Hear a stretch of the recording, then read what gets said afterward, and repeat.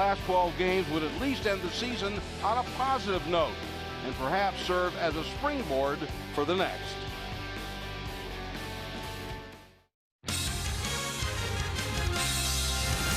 He struck him out!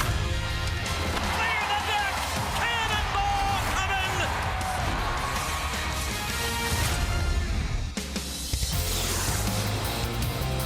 The Buccos are back in the Burgh, getting ready for the first of 3 against the Milwaukee Brewers, a team that is still very much involved in postseason play. Perhaps they are 2.5 back of the Colorado Rockies for that second wild card slot. They have fallen 4 back of the Cubs in the National League Central Division. The Cubs are idle, as are the Rockies, but the Bucs playing the Brewers tonight. Greg Brown, Bob Walk, and Robbie Ince-Mikowski with you.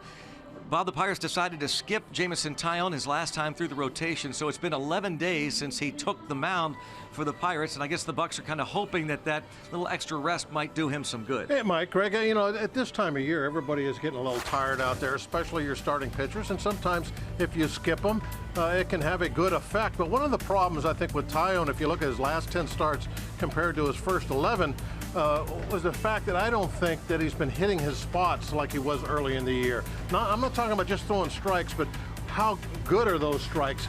How close to that catcher's glove are you getting that baseball? That's what we're going to look for tonight, is the quality of the strikes as far as location. One guy that has really kind of owned Jameson Taillon, even though he beat the Brewers earlier this year right after the All-Star break, Hernan Perez has just been a thorn in his side. Oh, absolutely, a huge thorn in his side, maybe a big stick in your side. But a lot of balls been going over the fence. He's probably going to have to try and pitch around him a little bit tonight. But watch the video coming up at the last home run. See where the target was, down and away, and look where the ball ended up. Belt high, middle of the plate. That's what I'm talking about. He's going to have to hit his spots better. Now the Pirates getting ready to try and play the role of spoiler against the Milwaukee Brewers in the first of a 3-game series against the Brew Crew. We'll have the first pitch coming up in just a moment.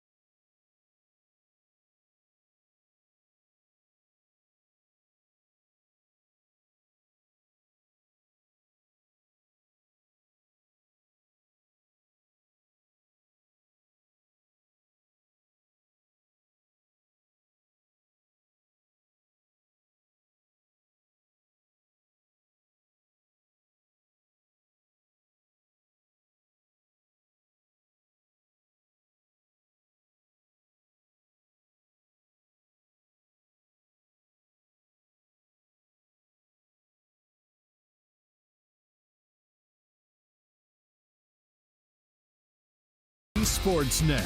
is brought to you by Allegheny Health Network, the largest health system rated #1 in the region for all the things that matter most. And by Kenny Ross Subaru, total confidence pricing. Let's go Bucks! And we are winding down the home portion of the 2017 schedule. The first of 3 with the Brewers. Jameson Taillon again had that last start skipped. Give him a little extra rest. So he's anxious to get back out there to make his 23rd start of the year. And as we said moments ago, the Pirates are playing the role, or trying to anyway, of spoiler. Not that they want to, but that's the fact. They are now 68-82 while the Brewers are alive, 79-70. 9 games over 500, 2.5 back of the Rockies for the wild card, and 4 back of the Cubs in the National League Central Division. Craig Counsell has done a tremendous job as the skipper of this Brewers club. Eric Sogard will lead things off, then Neil Walker. His career numbers, of course, the former Pirate at PNC Park with 44 home runs in this yard. Brian Braun is next. Then it's Travis Shaw with Eric Thames at first base. Hernan Perez, talked about him in right.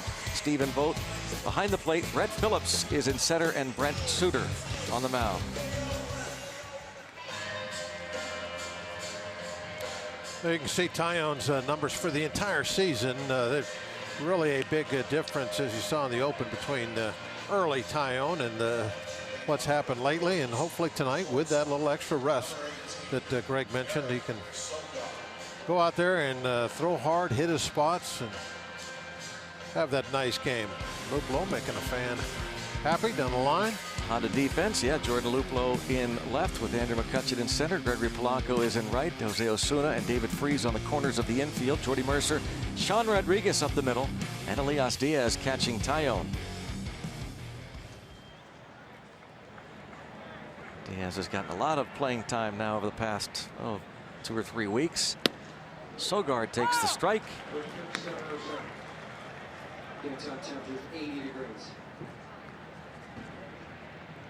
Starting at shortstop. Yeah, right away, first 2 pitches. If you're looking at, is he following the glove? The answer is yes. Diaz wanted that low fastball, pitch 1. It was right there. Then he moved inside. Tried to get something on the hands, and Taillon put it right there.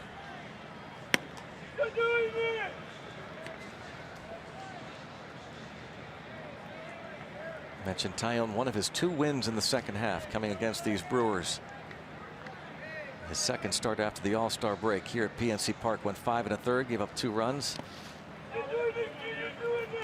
The Pirates have won 6 of 7 against the Brewers here at PNC Park.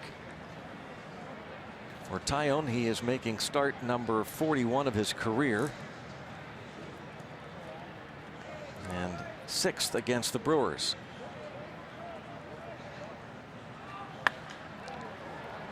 And towards center, there McCutcheon makes the catch. 1 away, underway.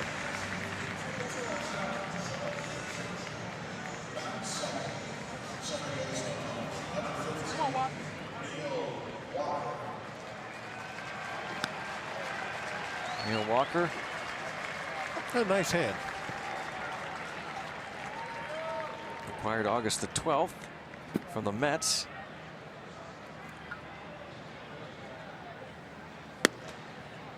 Walker hit a grand slam the other day to sew up a victory for the Brewers against the Marlins. Missed a little over a month with a partial tear of his left hamstring, middle of June into July, and it's a 1-1 count on the former Pirate first-round pick, Neil Walker.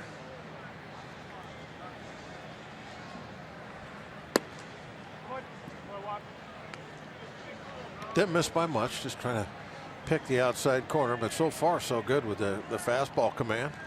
Yeah, that's something we certainly want to keep an eye on. Bob mentioned that not just the walks, but is he getting those pitches where Diaz is setting up? That last one, absolutely perfect example of getting it done. 97 too. He's not backing off, trying to throw the ball where he wants to. Good velocity, and he put it right on the outside corner, right where Diaz was sitting with that 4th pitch. Oh. Roberto Ortiz does not give Taillon that pitch.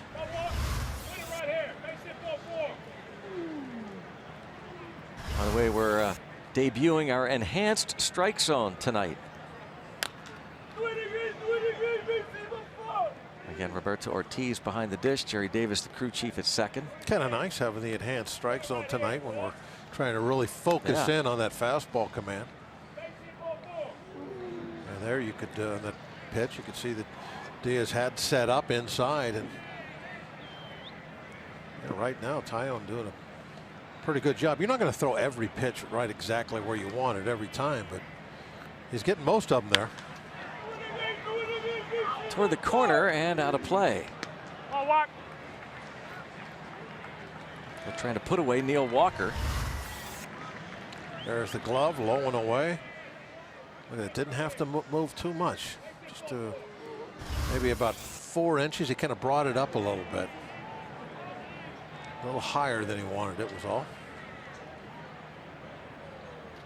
Oh, yeah. Well, you think he wanted it there? Backdoor curveball. Starts that off the plate away. Walker thinks, okay, that's a ball outside, but then it starts moving in.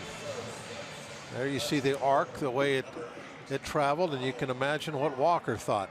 Right now he's saying, no, that's outside. And by the time he realizes that it's a breaking ball coming in, it's too late to swing.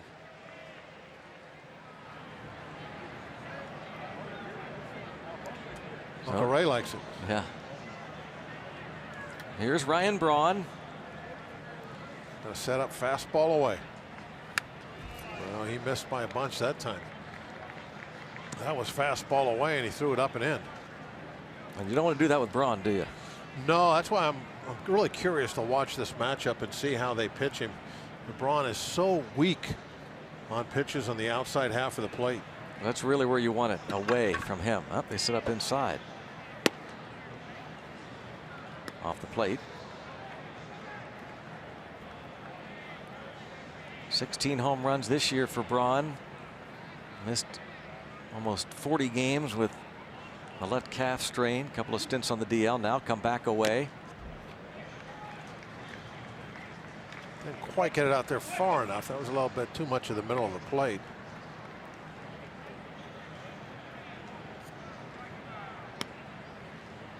But there you can see why you want to pitch him away. I mean, on the outside third of the strike zone, he hits like a pitcher. But you put it on the inside half or down the middle, and you're going to be in trouble. Keep it away from you. Diaz moving outside again. Right there, that's it. That's the spot you want to go. He can't hit that. WB Mason enhanced strike zone says, yeah, that's a strike. That should have been strike 3. Great pitch.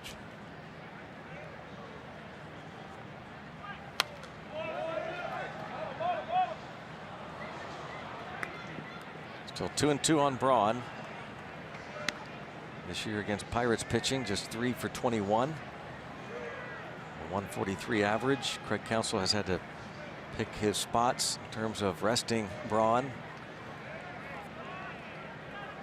In his second full season as the skipper of the Brew Crew.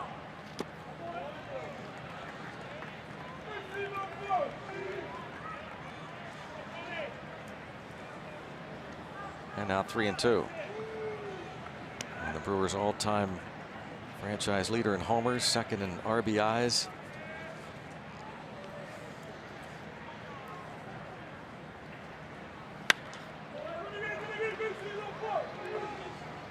Well, he wasted that one away. Still 3-2. Taillon has struck out 111 batters in 118 innings, and the Brewers strike out a bunch. In fact, the most in the league. 1,455 times Brewers batters have gone down on strikes, and a walk. We'll bring up Travis Shaw, and we'll get to our Rivers Casino tips to win. Well, hopefully Taillon will be strong. We've talked a lot about that already with the skipping him in the rotation, and be ready to hit when Suter gets out there. Man, he gets the ball right on the rubber, and he's like a pitching machine, one right after another coming at you. Now, call timeout, as we've talked about with Kutch up there, that they'll be doing that, I think, a lot, maybe trying to slow him down, but don't get quick pitched.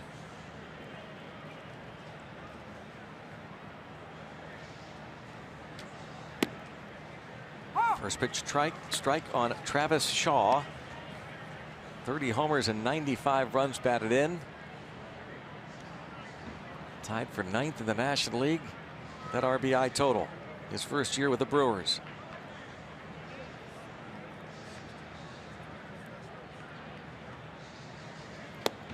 Brewers do not have to do any scoreboard watching tonight.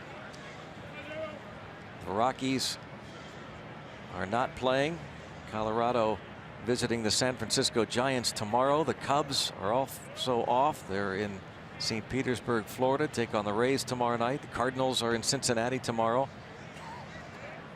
They still have a head-to-head matchup with the Cubs. Brewers face the Cubs 4 times after this 3-game series. It'll be a 4-gamer at Miller Park. And they finished the season with 3 in St. Louis. So 4 back of Chicago. They are not giving up on the division. 2-2 on Shaw. Shaw way out in front of that. Hunting fastball, perhaps.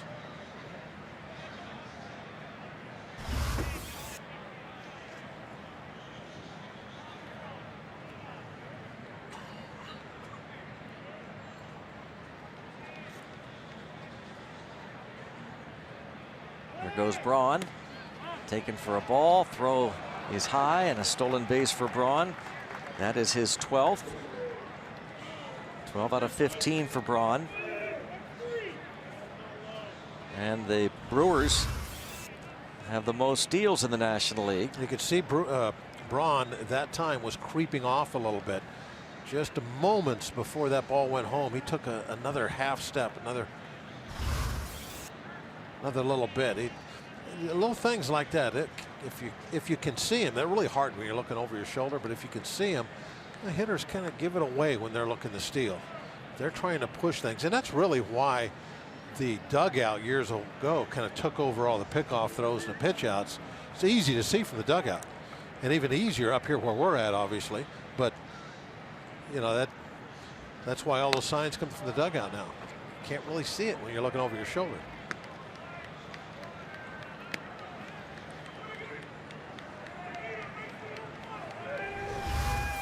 Watch his right foot. Watch him take a little extra step here just before he runs. See that right there? See him take the little extra step?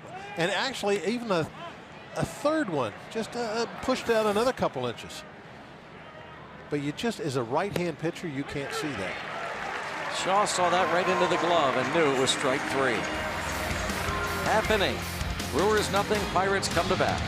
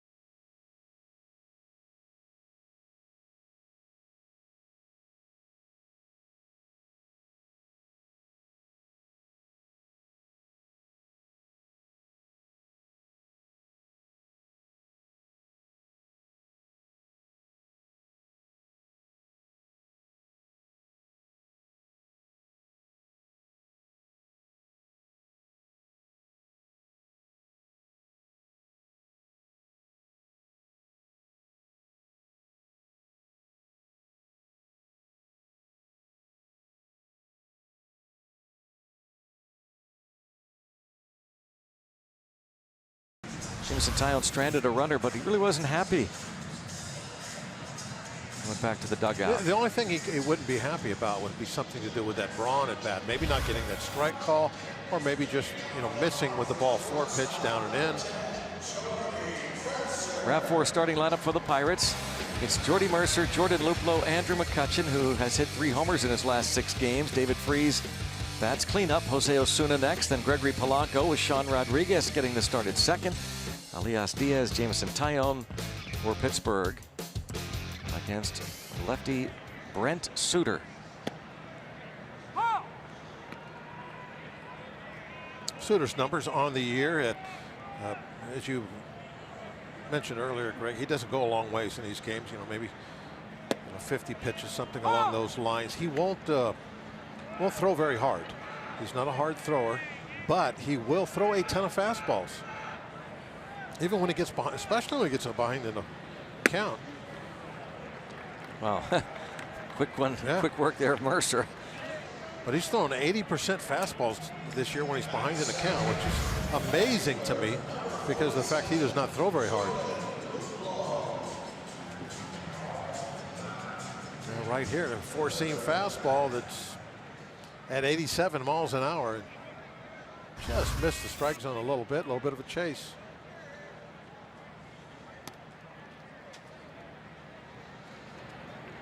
First pitch to Jordan Luplow is ball 1. Luplow again starting in left field. Starling Marte not able to start again tonight. So Luplow benefits with Marte on the bench. Luplow keeps getting some playing time. This is his 15th start. And an easy play for Suter. A couple of quick outs. He really hasn't had to use the defense yet. Eric Thames is at first. Neil Walker at second. Eric Sogard is the shortstop tonight with Travis Shaw at third. Ryan Braun, Brett Phillips, Hernan Perez in the outfield left to right. Stephen Vogt behind the plate. That defense must love the fact that Suter works so fast out there. Mm-hmm. They don't have to stand around much. And he's not a real hard thrower, so you're talking about pitching to some contact. They know something's on the way right now. And Suter, he gets the ball back, goes right to the rubber, and he's ready to pitch almost instantly. He's looking in. And you can see there, by the time Kutch looked up, Suter already had the sign and was about to go into the windup.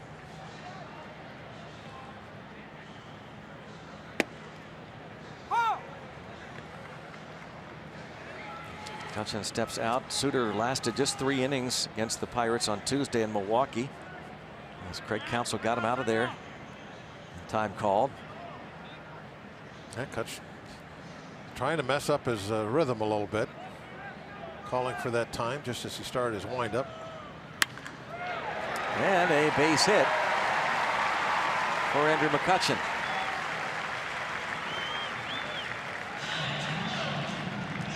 Well, McCutchen, who had his 6-game hitting streak come to an end yesterday in Cincinnati, singles here in the bottom of the first, his first at bat. Talking about the fastball command and putting the ball where the glove was, you can see a big miss there. Super slow-mo showed the glove having to move almost the entire width of the plate to go after where that ball was going to end up if Kutch hadn't ripped it in the left.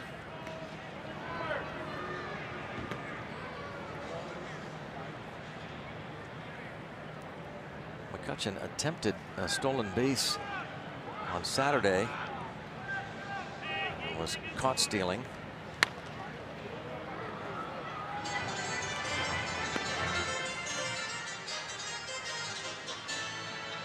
You know, Suter gives you a lot of motion on his delivery home, but he's doing everything so fast, kind of like herky-jerky quick.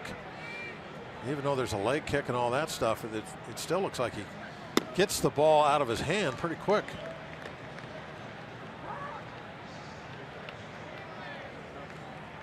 Usually the guys that have that kind of movement, they're the slower ones to the plate. But Osuna kind of gets it there almost like he's a slide step, but he does have a leg kick.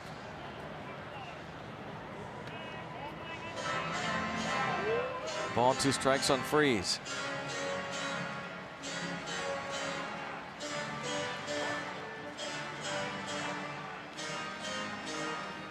It's a nice grab by that gentleman. Bought his glove.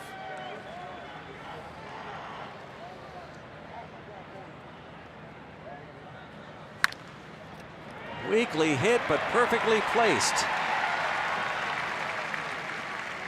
First and second. David Freeze single, so a line single to left and a chopper through the right side of the infield. Up and in was the target, and it was up. Got it right down the middle of the strike zone, though. Now, normally, you think if guys hit that ball there, if they make contact with it, it's going to be a pop-up. But somehow Freeze able to get on top of that ball so that it chopped through that side. Otherwise, it would have been a routine fly ball out that direction.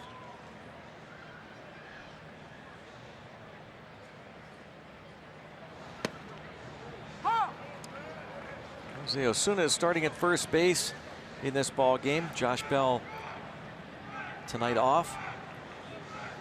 Osuna, in his rookie year, you see in 98 games.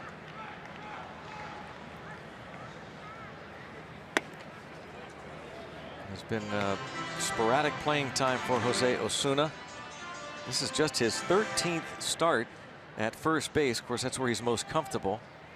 Also made 19 starts in right, another 9 in left, so not a lot of starts for him. Josh Harrison is done for the year.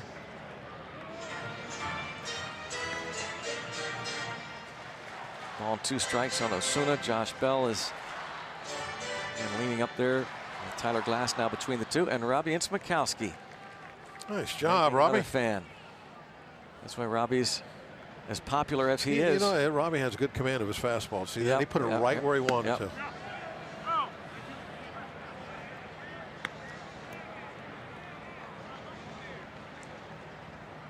2-2 count on Osuna. Nope, didn't go.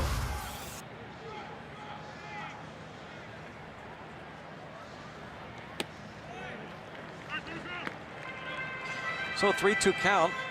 Runners will be off with Gregory Polanco on deck.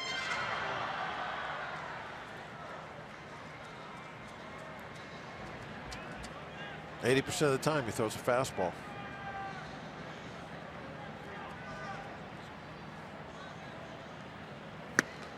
And struck him out with it. Dead again. Pirates leave 2. 0-0 after 1.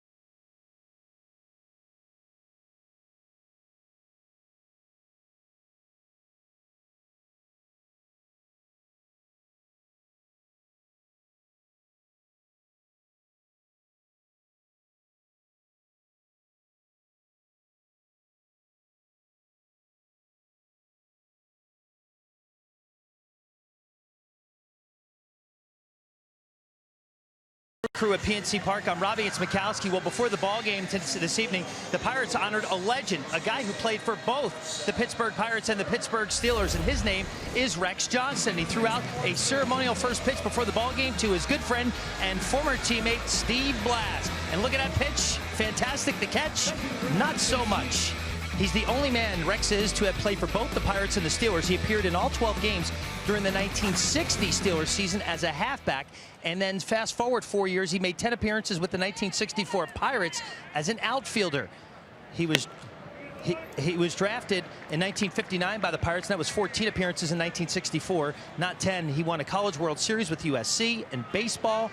And his sons, this is the best part about the whole thing, Greg, when you look at his sons, talked him into coming here. He hasn't been back to Pittsburgh since 1964, so it's been a very, very long time since he has been here in a really cold moment before the ball game. I love, too, what he said there before the game during the interview, Robbie, with Dan, that he loves being known as the one man to ever have played for both the Pirates and the Steelers, but also what a great man Steve Blass is, because it was Steve that helped with the whole visit. Steve took him around Pittsburgh, Rex and his 3 sons. A little bit of a tour today. Dinner last night. Eric Thames with a base hit. Although Robbie said the catch, not so much. No, the catch, not. There was no catch. It was an excellent pitch, though, I thought. It was perfect. You think Steve will ever live this down? Look at that. Steve's tracking right it. There. He's tracking it. Oh, he will never live it down. No. Well, but the great smile, he and Rex Johnston. He does not like us showing that. No. A Pirate and a Steeler, 1964. He debuted April 15th, 1964 at Forbes Field. Did Rex Johnston. And was a pinch hitter for Elroy Face in the bottom of the 12th inning against the Chicago Cubs. The Pirates had runners at second and third, and the Cubs walked Rex Johnston intentionally. Later in the inning, Bill Verdon would walk with the bases loaded to force in the winning run, and that began Rex Johnston's brief career with the Pirates. But indeed legendary. There he is with his 3 sons, and really cool that, as Robbie and Smikowski just said, had not been back here in this town since that 64 season. And 3 loving sons there too. Really cool. Yeah, you got to really be a thrill, not only for Rex but for the sons. Oh my gosh, yeah. Taking it all in. They went to the Steeler game yesterday. Thames took off.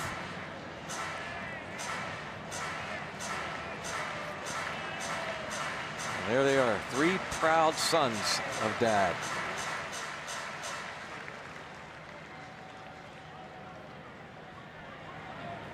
You're a tailback at USC. I mean, that's a pretty important position in that school. Yeah. Long history of great tailbacks. I guess Rex Johnston could run a little bit. That would be my guess. And look at the enhanced strike zone. 1 ball, 2 strikes to count on Hernan Perez. We talked about him in our open, the confrontation. And there goes Thames again, and it's popped up. Thames will have to put on the brakes, and he'll have plenty of time to return. David Freese at the put out. Kind of surprised that moving a runner there the way Perez has been able to hit the long ball off Taillon. It was Perez who hit Taillon with a line drive, hit him in the head last year. Taillon stayed in the game. And now Perez 5 for 12 with 3 home runs lifetime against Jameson Taillon.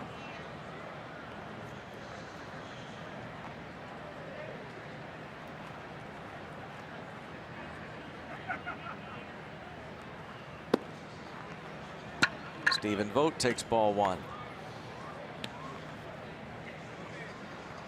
By the way, that was another one of those fastballs that was absolutely right where the glove was. So far he's shown that real good command then, huh? Yeah, definitely.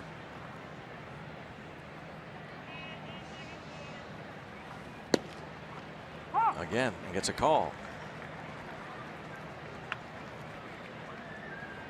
You know what I say about those edge pitches, they're 50-50. Flip a coin whether you're going to get them. Well, he didn't get the first one. This time he got it.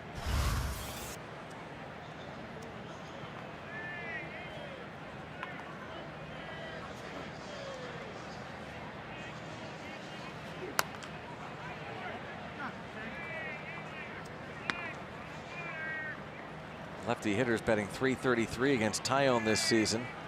Righties .271. Of course, this season interrupted 5 weeks on the disabled list after undergoing testicular cancer surgery. Surgery took place on May the 8th.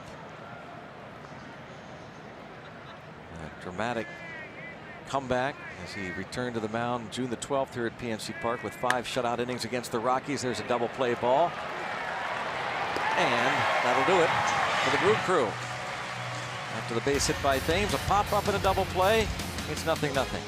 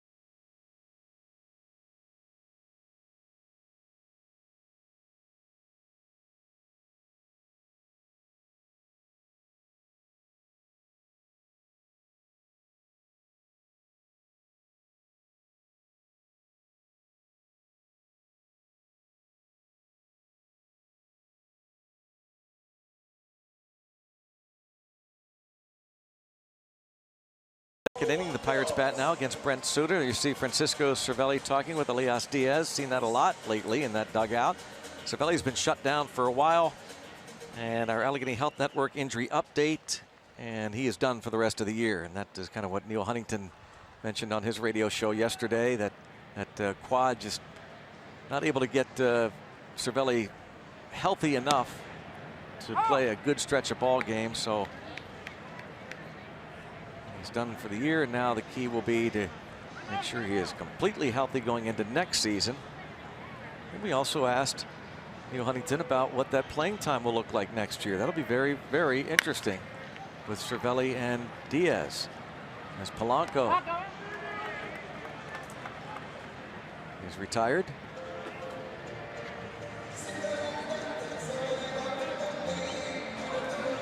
Cervelli and Diaz. Well, you see that a lot every game now. Both of them in conversation. Tommy Prince, bench coach, long time, National League catcher, also has been a big part of trying to get Diaz up to speed. He's Princing out. Now Sean Rodriguez retired a couple of outs here. You know, Suter's one of those guys. He works real fast, and if you know, you're putting the ball in play quickly, you know, you go back and it's a comfortable out you're making. It's like, well, I saw the ball, and, you know, it's nothing that is overpowering. Just mishit it.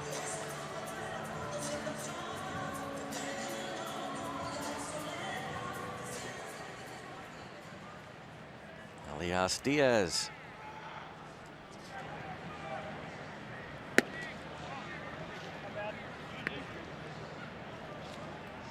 Diaz had a couple of hits on Saturday afternoon in Cincy, including a double.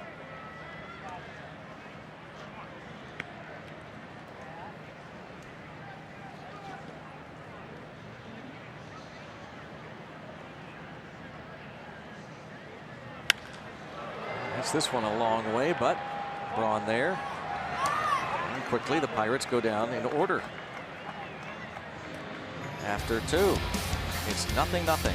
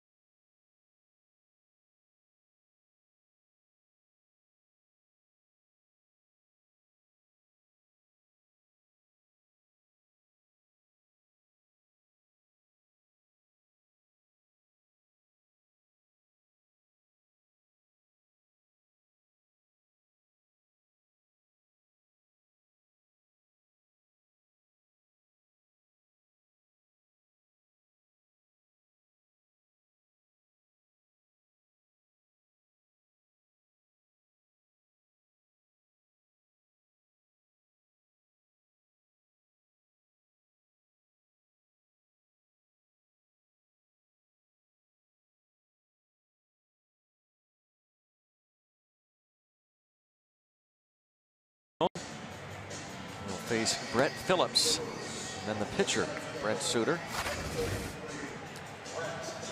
Yeah, take a look at the consistency of these the curveballs. I mean, watch the locations. I mean, you don't see any hangers here.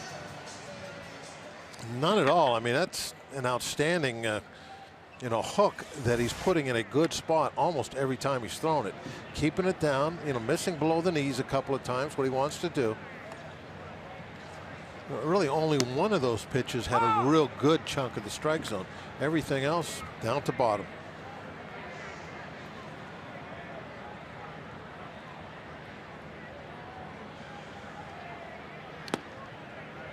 Ball to strike on the rookie. Brett Phillips played a big part in a couple of the Brewers wins at Miller Park last week.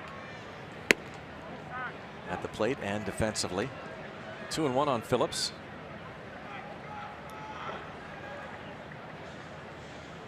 .73% fastballs. Hitting the spots with it, so he's staying with it. Oh, there's a nice play by David Freese. In on the grass, had to be quick.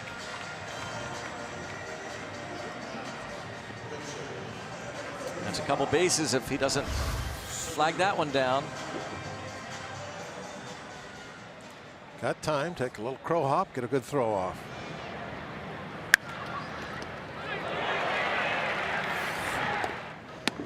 Now the pitcher, Brent Suter.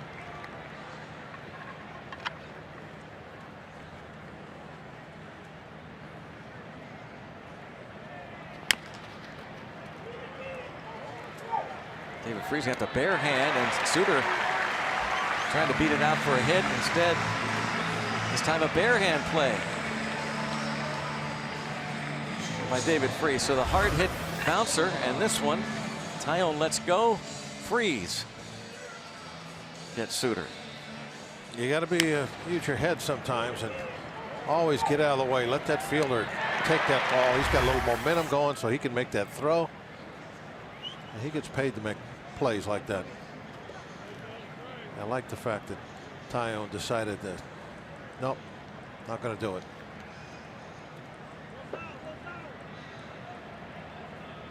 Eric Sogard taking his time getting in there to give Suter a little extra time.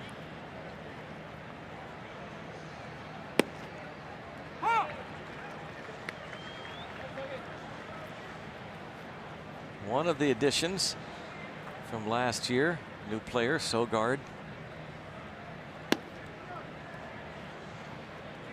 This figured to be a transition year for the Brewers, but they've maybe even surprised themselves to a degree with what they've done, hanging in there in the division and in the wild card. Yeah, that's a nice easy inning for Taillon, just 9 pitches. And we're scoreless after 2.5.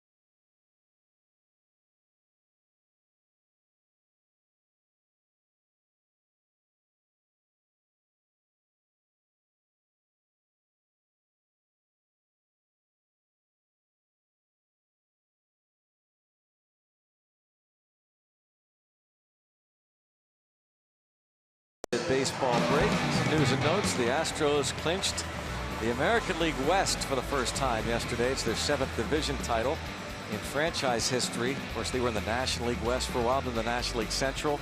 Bryce Harper took batting practice. They are hopeful that Harper actually is available for the National League Division Series postseason play. And J.D. Martinez, the National League Player of the Week again. As Taillon has a quick out now, bottom of the 3rd.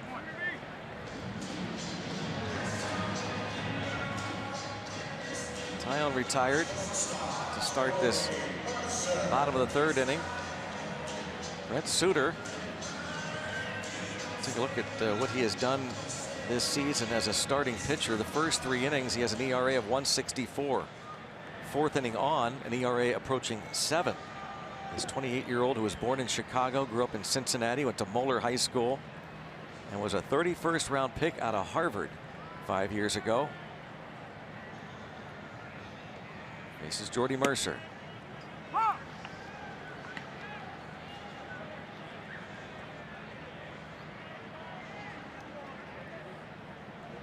Well, the way he's throwing right now, Greg, we'll have to see if those numbers continue, because he's doing very well and could easily pitch more than his 3 innings tonight.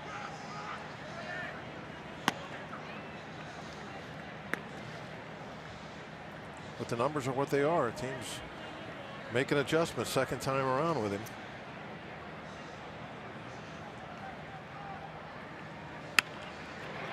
Well, second time around, Jordy Mercer, a base hit.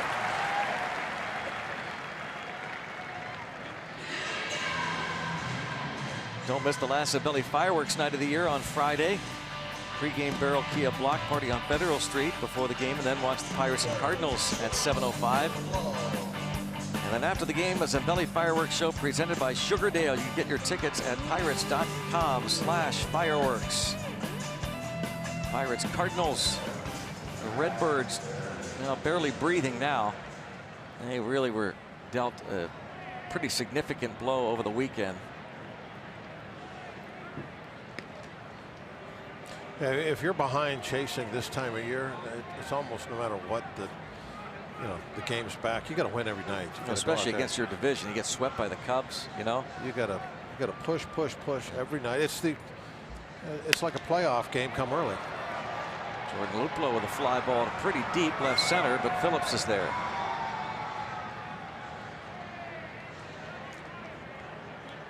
Well, one of the things we're seeing, it's a little different. Here in our ballpark, it's not like that where we were on the road. You're talking about the Great American Ballpark and Miller Park. They're just a home run heavens. Obviously, balls get out of here too. I mean, we see guys hit them in the river, but this ballpark is not easy to hit the ball out of. I would just say it's fair. Maybe a little bit more than fair if you're a right-hand hitter, because that's pretty deep out there, 410 to that gap. So the righty's got to get it all to get it out of here if they pull it.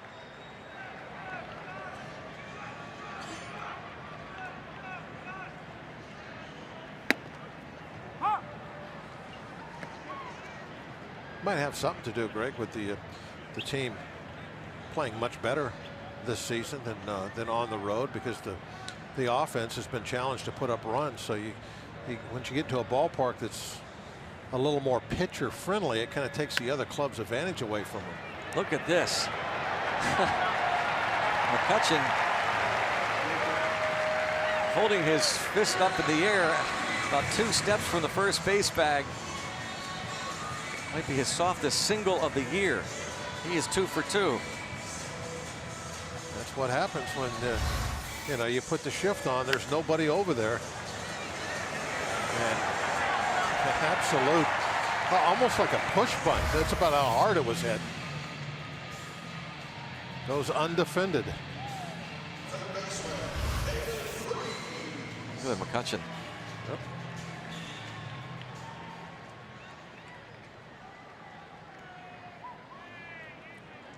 He'll take it. He's now 2 for 2. Now David Freese.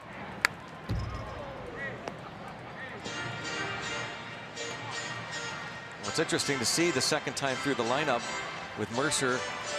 Hard hit liner to left. Luplow hit a drive to pretty deep left center, and then the soft single by McCutchen.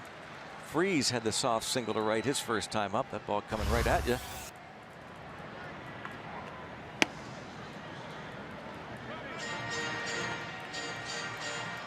Ball there looked like it had some pretty good cut action. Almost moved in like a slider.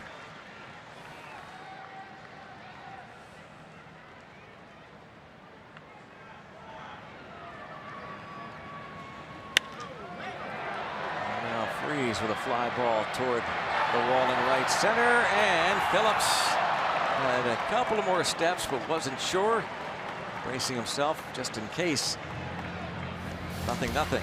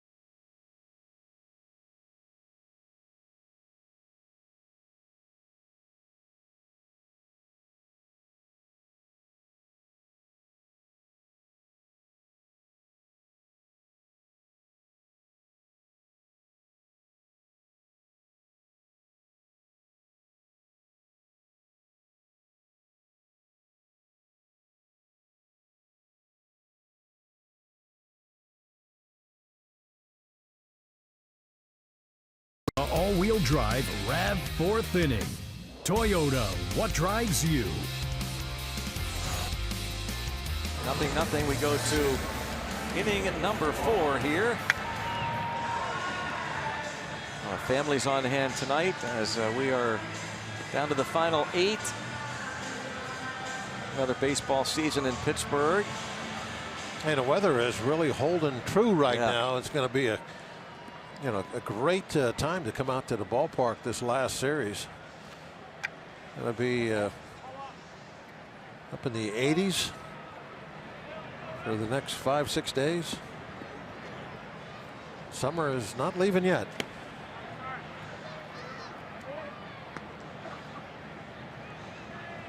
Neil Walker struck out looking in the first and extended at bat against Tyone.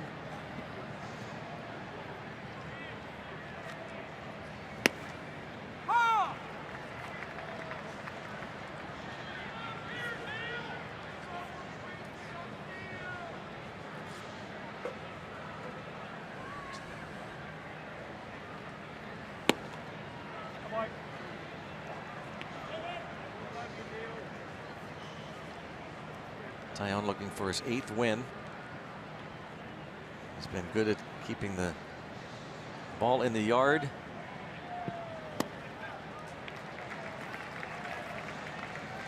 But he's winless in his last 6 starts here at PNC Park.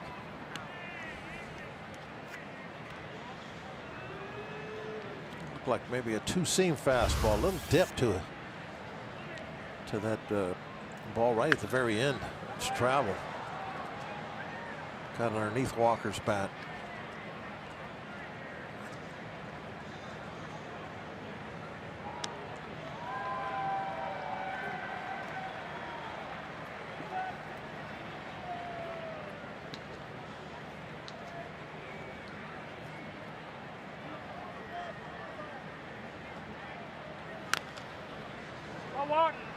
Stays 2-2.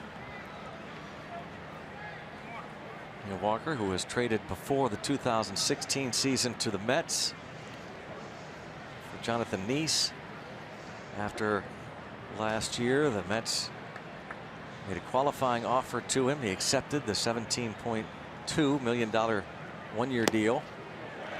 And Walker down on strikes. Another one of those good curveballs we were showing you earlier. That one just will add to the collection. There's the arc. Finish off at the bottom of the strike zone. Beautifully done. There you see the that forward spin as opposed to the backspin as the ball travels to the plate. A frustrated Walker hits back to the dugout. Yeah, I think in a few days we'll even be able to tell you how fast that ball was spinning. I was going to say, I hope you're enjoying the first look at our enhanced strike zone tonight that we debut, and we'll continue that until next Tuesday. We will add a bunch of features, so tell your friends, make your plans. This ball driven deep by Braun and way gone. That was crushed. Ryan Braun's 17th. 1-0 Milwaukee. We're going to take a look at, remember the hot zone that we put up earlier, how he absolutely hits nothing on the outside half of the plate. We put up the numbers, it's pitcher numbers. The inside is like Hall of Fame numbers. You got to stay away from inside. So watch where the pitch is. So stay away from anything inside. They're sitting, look at the glove is sitting outside. He missed the spot by the width of the plate. Glove was on the outside corner. He put it right on the inside corner. So, after the game, sometimes you see the quotes where pitchers say, well, I missed my spot. I got to do better. That was an example of doing it right to a guy that is so hot and so cold from one side of the plate to the other. You really pay the price when you don't put it where you want. And now Travis Shaw lines one to the left center gap. He doubles.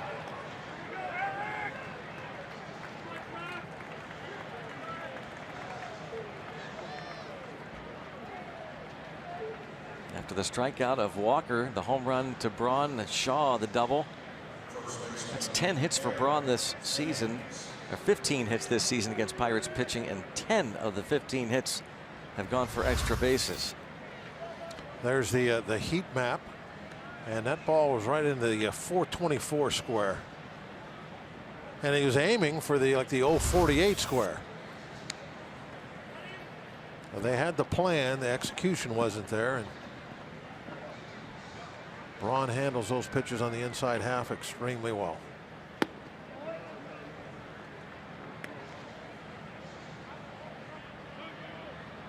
Well, that really tells you about the major leagues, and when you hear so often people in the game, coaches, managers, general managers, talk about how at this level the best players in the world, and they are here in the major leagues, they will hit a mistake. Yes, they will. Another interesting thing too about that home run, that was off a fastball. That's only the 6th home run he's hit off a fastball all year. Everything else been off speed pitch. Lined to Rodriguez, and I don't know where Shaw was going. Maybe he was unaware that the Pirates had a player in shallow right. Yeah. Like softball. Got to look around, know where the defense is.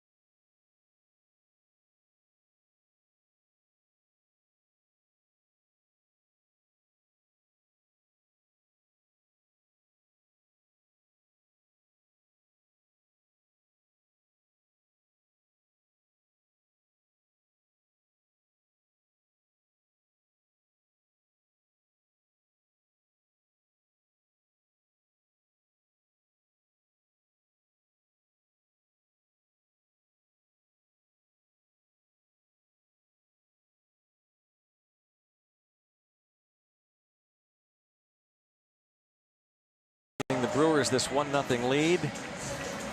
Travis Shaw followed with a double, and Eric Thames lines into an inning-ending double play, and now Jose Osuna, who struck out in the first against Brent Suter. Shaw apparently did not know that Pirates had Sean Rodriguez out there in shallow right. Yeah, he was thinking, okay, line drive to right field, I'm off. Maybe a chance to score, who knows, but he was heading to third.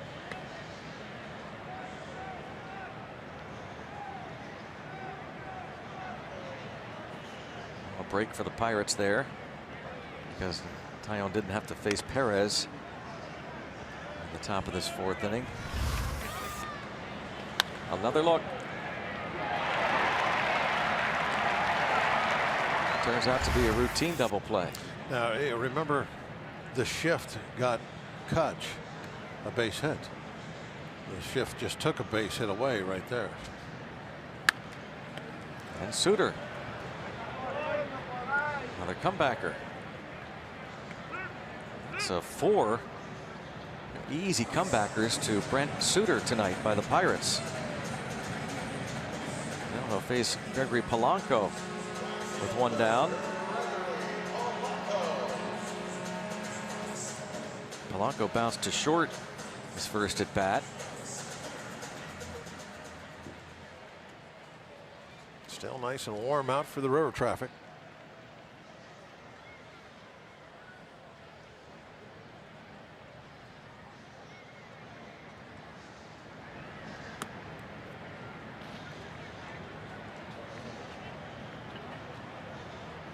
That pitch, it's a fastball 87. It doesn't look like he throws it straight very often.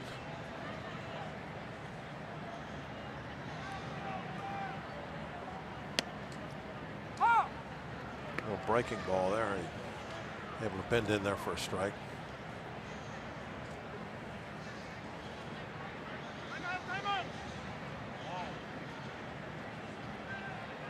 Slow things down a little bit there.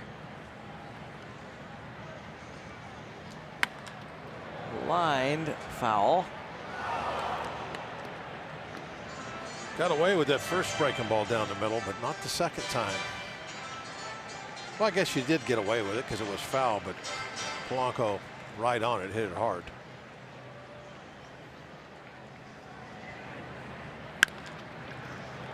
This time Suter can't flag that down, but shortstop Sogard does.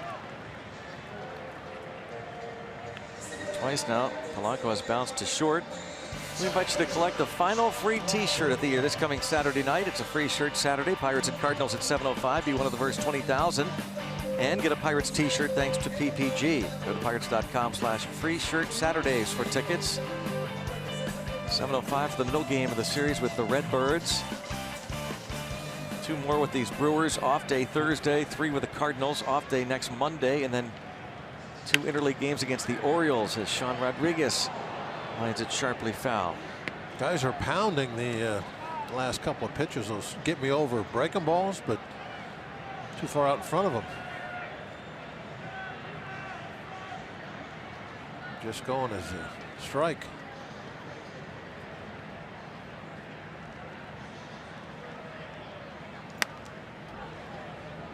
There's that little fastball with a little cut movement on it. Uses that to get in, jam Rodriguez a little bit. Had to fight it off. Brewers have a couple very young-looking starting pitchers, don't they? How about Suter and Zach Davies as Rodriguez goes down. And 1-2-3, 1-0 Milwaukee.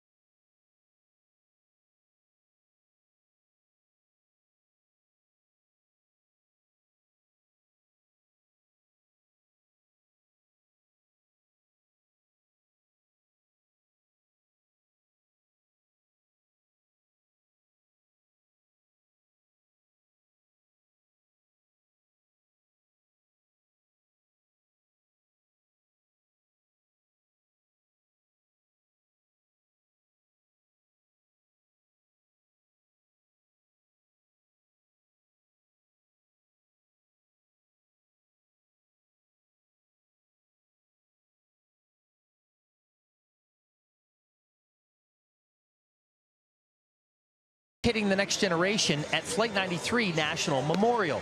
Now, there are 500 students from regional school districts at the game, and those students represented schools that have visited Flight 93 National Memorial over the past 2 years and participated in a new initiative to engage students who visited the memorial.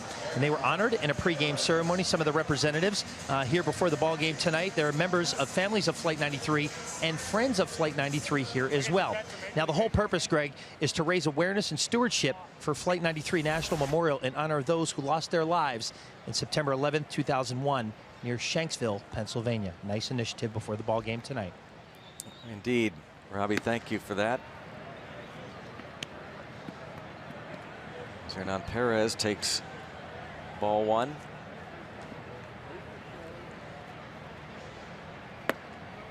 Yeah, Greg, I wanted to correct something I said earlier about the Braun home run. We were looking at some video in between the innings, and that was not a fastball that Braun hit out. That was a changeup that they were trying to throw on the inside corner, or excuse me, throw on the outside corner, and it drifted inside, which plays along with some of these numbers we were looking at. Braun now, he's got 17 home runs, 12 of them off-speed pitches, only 5 home runs off fastballs in the whole year.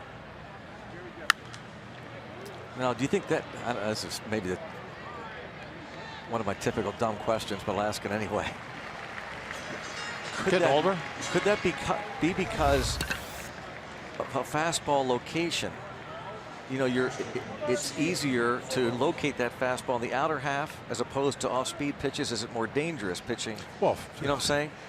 For me, yeah, absolutely.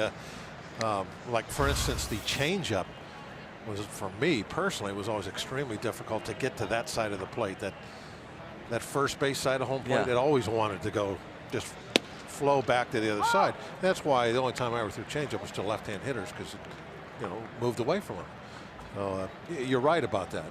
It is easier to spot a fastball when you're trying to stay away. When you put up those numbers, that box of the hot zones, I would think just somehow find a way to get that ball in the outer half. And I know it sounds easier than it's easier said than done, but therefore I don't know if I'd be throwing changeups. You know what I mean? Because it's such a dangerous pitch to locate. No, on the outer half. Like I said, for me, yeah, but maybe not for somebody like Tyone. I mean, it depends. I think it's a case by case basis. Yeah, right? You can't answer that in a general thing. I mean, some guys have as good a command with a changeup as anything else they can throw. Yeah. I was one of those guys who could barely throw it through a doorway, so I'm a bad guy to ask that question. Nah, not true. One thing for sure, Tyone had not been giving up and still hasn't been giving up many home runs, as he's going to retire Stephen Vogt. 2 fly balls, 1 to right, 1 to center. In fact, he entered tonight's game with this Barrel League leader stat: home runs allowed per 9, 3rd best in baseball. It's a nice stat to have. Pretty good names on that also. Braun talking with his hitting coach Darnell Coles.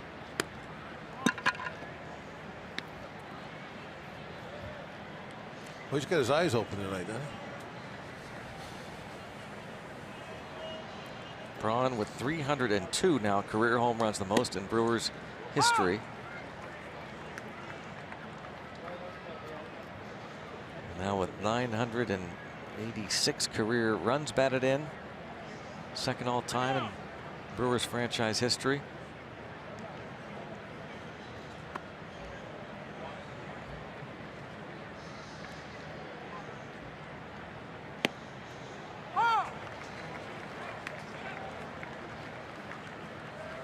Phillips hit the ball hard his first time up against Tyone, but hit it to David Freese at 3rd.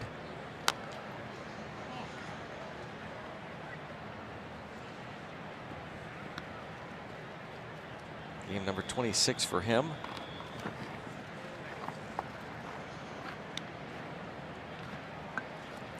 Fourth stint with the team this year for Brett Phillips.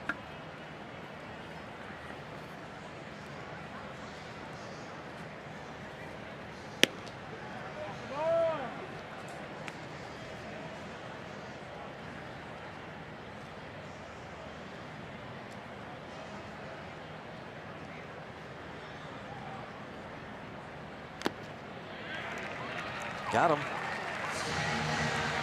Allen strikes. And a 1-2-3 top of the 5th for Jameson Tyone. The Bucks trail 1-0.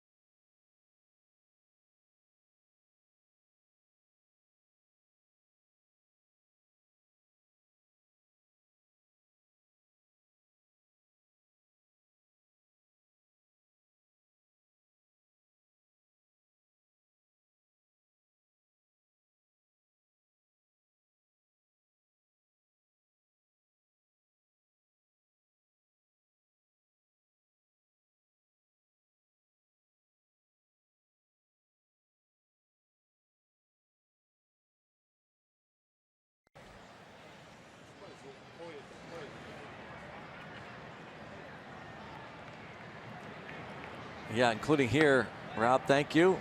Ryan Braun's solo homer. By the way, that's Clayton Kershaw on the mound for the Dodgers tonight. And some kids from Pine Richland on hand. We're in Neil Walker's old uni. Yeah. Broken bat grounder. Diaz is the first out. And Brent Suter rolls merrily along.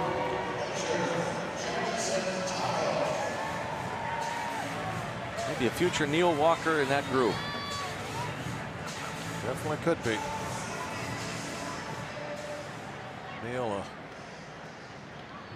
big star at Pine Richland, 2 sports star. Great football player.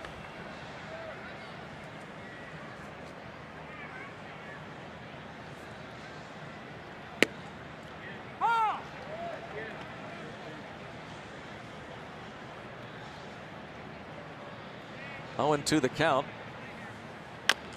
And a high chopper. Walker going to be tested against Tyone, who's going to have an infield hit. Jamison Tyone. He has 4 hits in his last 5 at bats. That's kind of a developing story. The Pirates pitchers at the plate. In the last dozen games or so, hitting about 400 Pirates pitchers.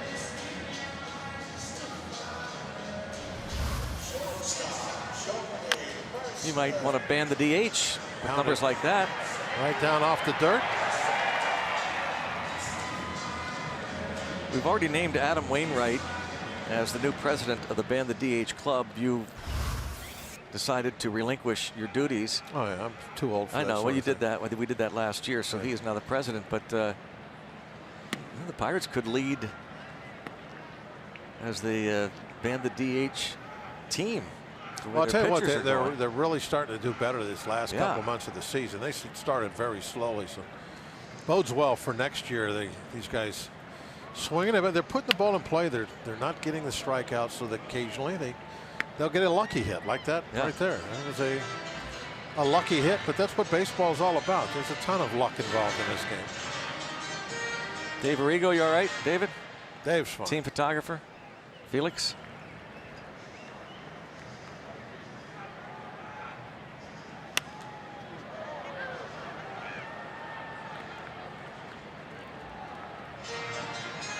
And Suter now at 61 pitches, so Greg Counsell going to get that pen up. Jared Hughes. Hughes was throwing before the inning even started, so he is definitely ready to go. Counsell will be very aggressive with that bullpen. And Suter gets Mercer for the second out. 4 Ks now. Brings up Jordan Luplow, who has bounced out and flied out. MLB.tv every night, every device. Watch every out-of-market regular season game live, plus get a free subscription to @Bat Premium, the #1 app for live baseball. Blackout and other restrictions apply. Visit MLB.tv for details. Luplow is 0 for 2. Suter is due up first in the 6th inning, so this could be it for him regardless. I'm going to chat with Steve and Vogt. Boy, that was... Let's go back to that strikeout pitch. We're talking about changeups, Greg. Yeah. And right on right, left on left. Here's left on right. Watch how that changeup almost kind of moves away a little bit at the end. That's the difference when you can throw that. It's so much easier for him to throw that pitch than to throw it to the other side of the plate and make it stay out there. Weekly hit to second. Well, we'll see if Craig Counsell doesn't stick with Suter. He has pitched very well. He's allowed just 4 hits, shutting out the Pirates. 1-0 Milwaukee.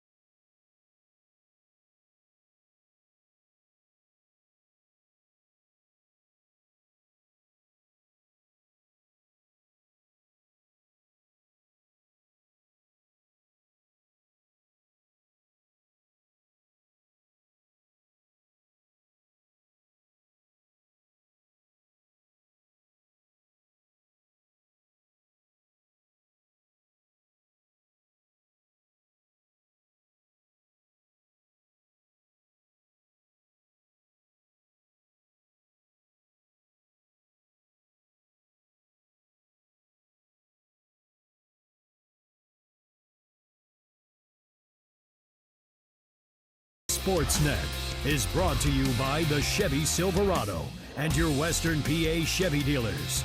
And by Day Automotive. We're gonna make your day. Let's go Bucks! Day Automotive this day in Pirates history. 1992, Pirates beat the Phillies 5-2. Rain-shortened game at Three Rivers. Barry Bonds, his 30th home run. Made him the 5th player in Major League history to put up 30 homers and 30 steals in a season. His father Bobby, Willie Mays, Howard Johnson, Ron Gant, the others.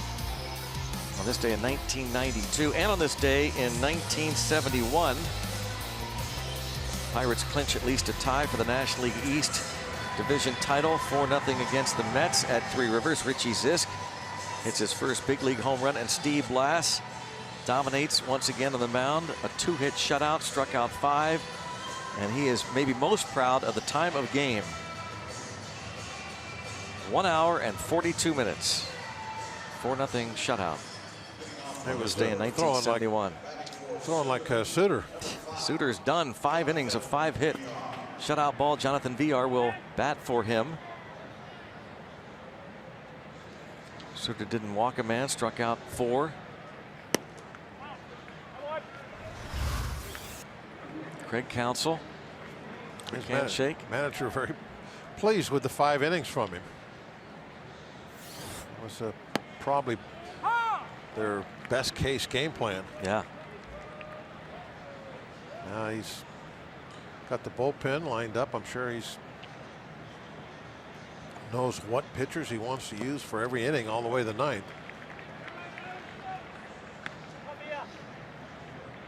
Craig Counsell has not announced his starter for Wednesday night, but the other day he admitted it was a bullpen game. Jeremy Jeffers started.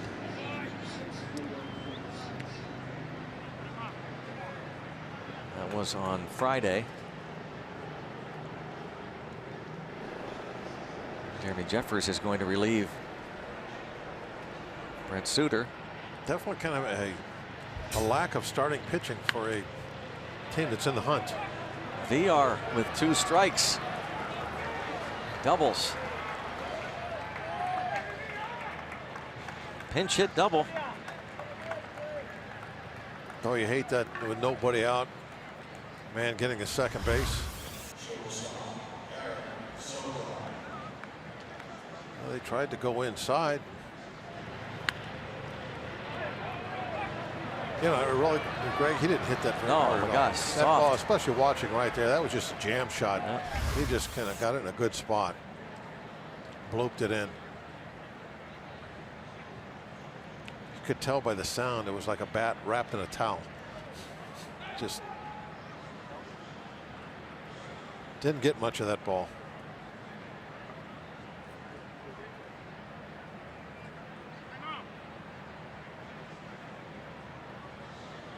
VR good speed. We'll have to keep an eye on him.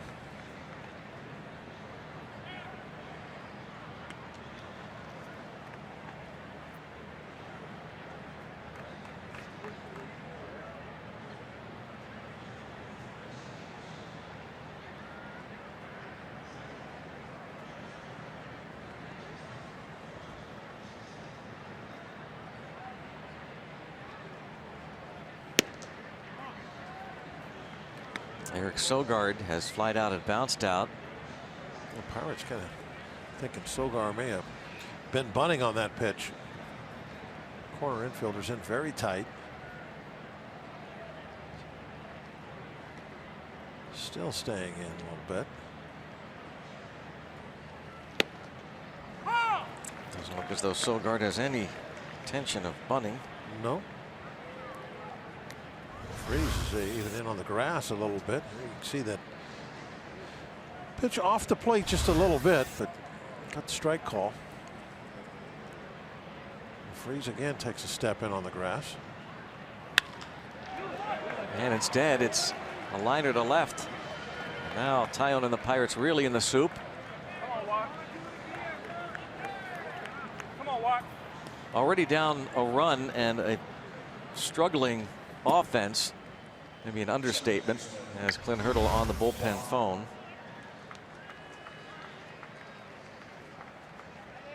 Sogard just doing a pretty good job of hitting there. I mean, that was a fastball down and away. He just went with it. Hit it where it was pitched.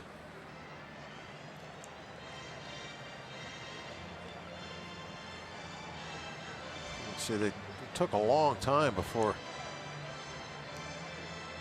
Ray got out there.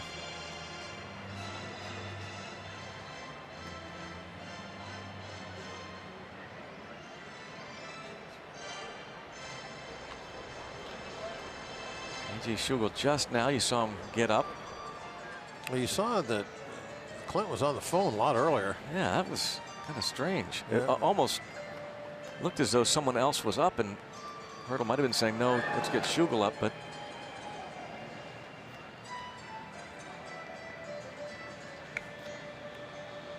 so Taillon in trouble. First and third. Neil Walker at the plate. Will really use a strikeout and have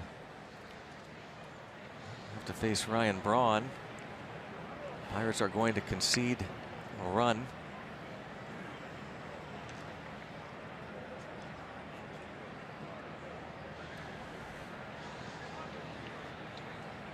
They'll exchange 2 outs for 1 run if they can get Walker to hit a ground ball. And the ball gets away, and VR does not take off. However, the runner at first, Sogard, does. And there goes the double play possibility. So now we'll see if the Pirates don't bring the infield in.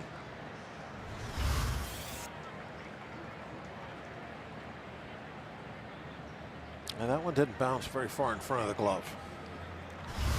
It should have been blocked.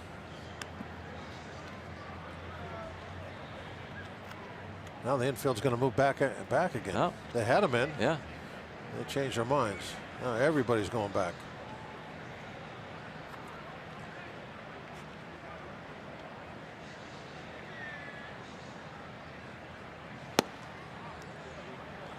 That was almost like they were trying to disguise the defense.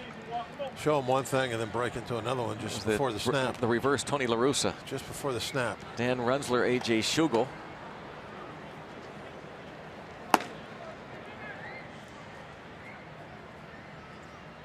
Remember how the Cardinals used to have the infield back, and as the pitcher goes into the stretch, they started to come in.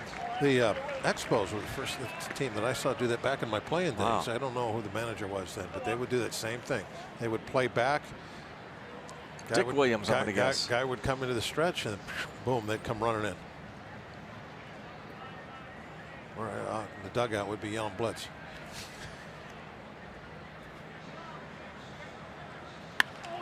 And Walker singles in a run. 2-0. VR, the pinch hit double.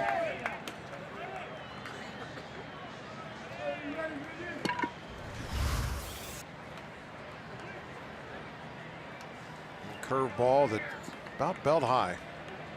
Here we were talking about how consistent they were. That one was a hanger. That is going to be it for Jameson Taillon. He goes 5+. Leaves trailing 2-0. New pitcher coming on.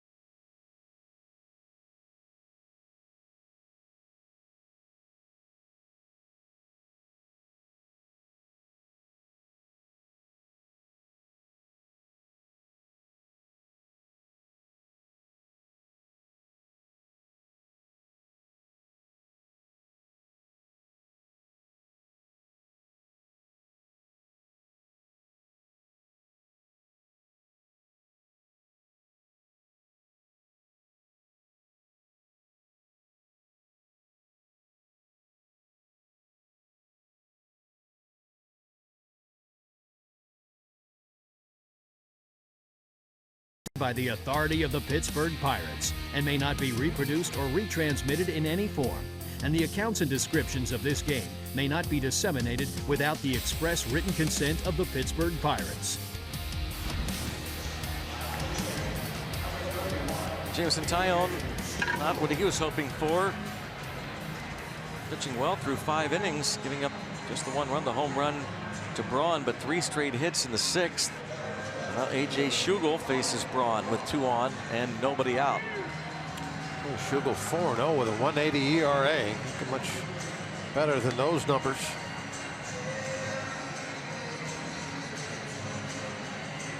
Now, Schugel likes to throw a lot of changeups, and we saw what happened to the last changeup that Braun saw. And we talked also about keeping the changeup away when you're going right on right. Now, Schugel, who that's his best off-speed pitch, is somebody that does have good command of that pitch, that can throw the changeup to both sides of the plate. And I will see if he can keep it away. And occasionally, not very often, but against a right-hand hitter, Schugel will throw a curveball.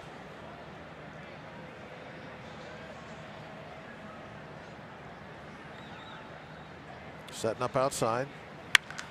Hard hit. Freeze hesitates, finally throws to the plate, and Sogard will be retired. A hard hit ball to Freeze.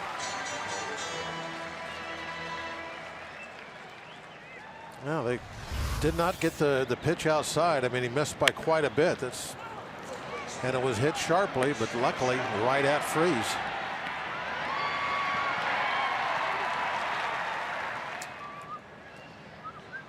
The Pirates also a nice job executing the rundown, getting it accomplished before anybody could move up 90 feet. Sogard slipping right there at the end helped out a little bit.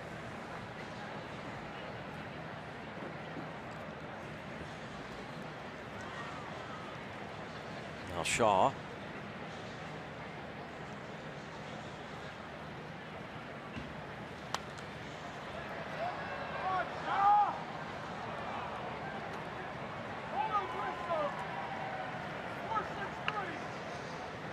Shaw followed the Braun homer in the 4th with a double to the left center gap after striking out looking against Taillon in the 1st.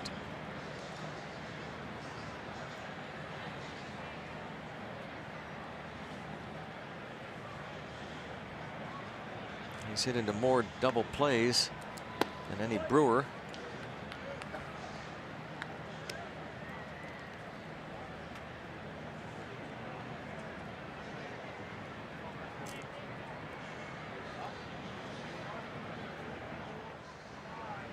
Taillon will certainly appreciate it if Schugel is able to get 2 more outs, strand those runners.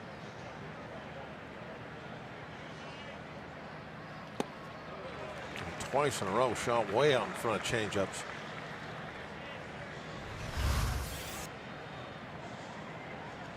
Allegheny Health Network Supermo with a great look at that changeup. See how easy it is for a right-hander to throw that changeup to that side of the plate. It's just natural where the ball wants to go.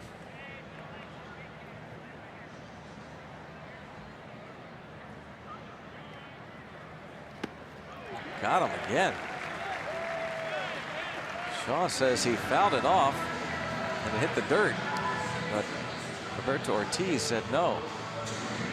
So Schugel gets a ground ball, hard ground ball, and a strikeout. Craig Counsell wants an explanation.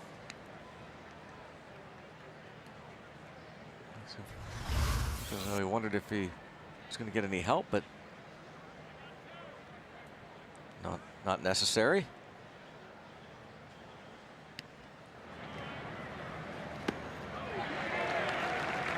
Was that close, did you? I think he fouled it off. No, he didn't foul it off.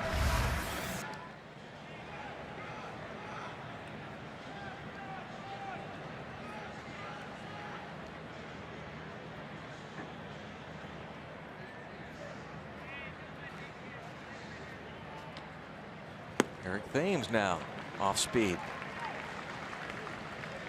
Shugel's become the master of that changeup, hasn't he?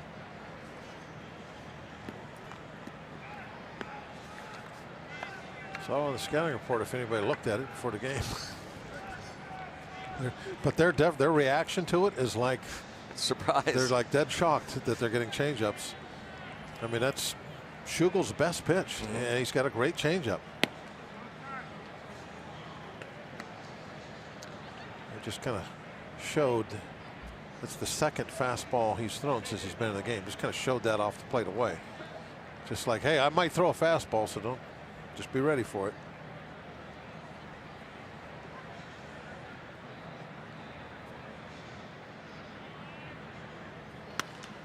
Got him to pop it up. What a job by A.J. Schugel.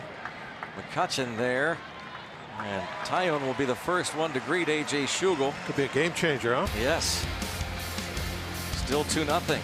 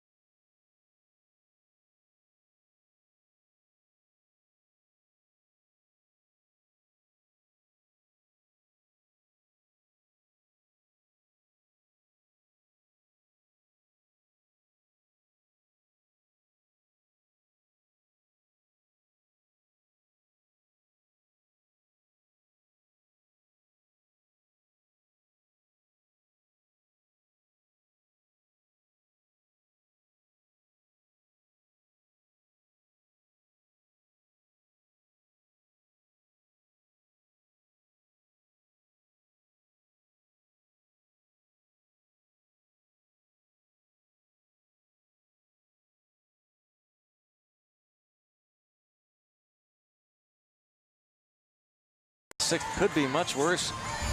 A.J. Schugel did a heck of a job.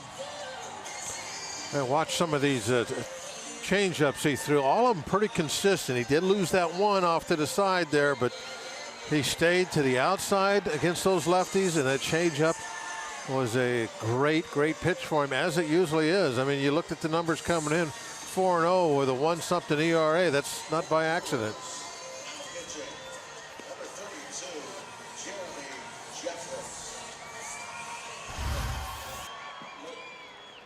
Great job, A.J. Schugel. Schuganator. The Schuganator. Jeremy Jeffers, who again started that bullpen game for the Brewers Friday night against the Marlins. He can be a little wild at times. He's got less than 60 innings and 30 base on balls, so Pirates should make sure he's in the strike zone, especially these first couple of hitters. See if we can't get something going with some base on balls, bring that tying run to the plate.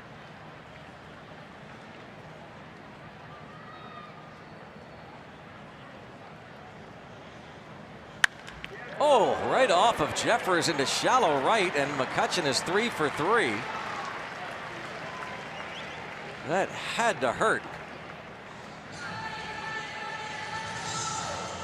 So McCutchen, his last hit was just a soft roller into shallow right, and it ends up being a slow roller into shallow right. He beat the shift again. Look at this.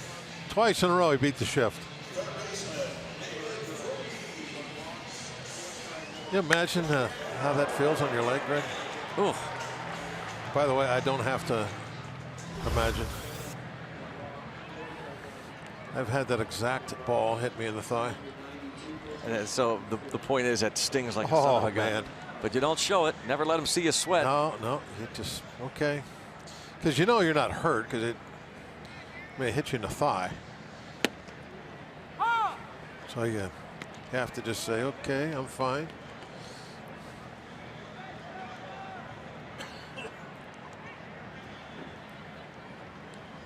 got hit like that, Greg, the last game of the season. They still had that bruise at Thanksgiving. Turns your whole leg black and blue. Ricky Jordan. Boy, you don't forget that either. No, you don't. No, when somebody hits you good, that's one. Okay, I remember that one.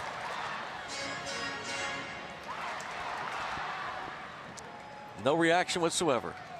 Just give me the ball. I'm ready to go. Give me the ball. Hanging curveball. I don't even feel it right now. Oh, it hurt. Just give me the ball.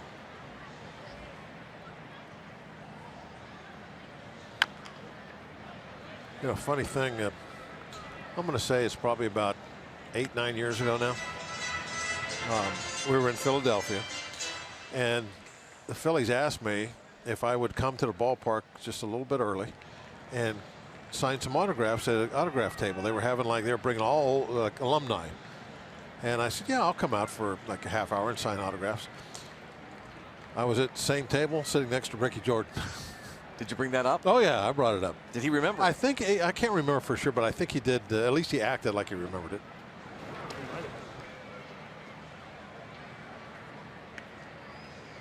Another reason why I remember that is because that was the last game I ever pitched. So, wow. A lot of details about that one. Oh, my gosh. How about that? But yeah, it was the same. It was identical. I mean, just a bullet right off my thigh. One of the, you can't move, you can't do anything. You just got to take it. How early in the game? It's a strikeout, by the way, of David Freese after the hard hit by McCutchen. I wasn't around very late in that game. I pitched, I think, 5 innings. Bell now got a pinch hit. I don't know. It was probably, I don't know, 4th, 5th inning, something like that.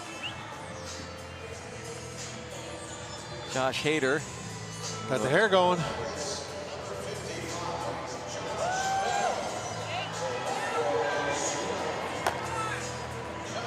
Gregory Polanco on deck. Is Craig Counsell going to go to Hader right now and turn Bell around? Looks like it. Yep, not going to waste time. I mean, they're being very aggressive with the bullpen they've got to, right? They're 2 games out. 2.5, yep. 2.5 games out. I mean, he's got to manage it like they're in the playoffs already because there's no time left. Yeah, he really is managing just like that. He is running out of games. Craig Counsell is realizing that every out is so important, so precious. As the Brewers try to move to within 2 of the Rockies for the second wild card spot.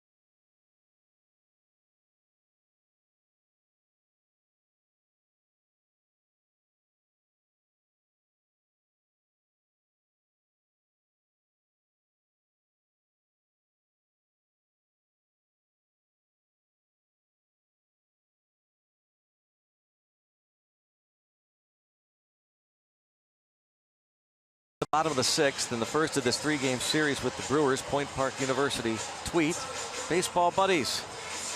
Thanks to Scott for passing that along, and Tom, nothing better. Pirates baseball with my son. Hashtag dad life. And Mark, thanks for that. Oh, that's a great one. Reenacting the Maz home run. Maz statue outside PNC Park. Orlando Arcia is now at short. Best ones we've had this year. Yeah. That one, I love that one. Eric Sogard moves from short to second. Neil Walker takes over at first.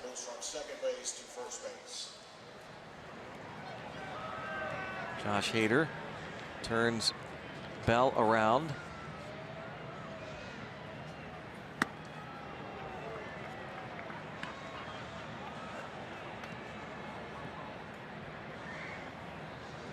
His numbers on the year excellent, as you can see.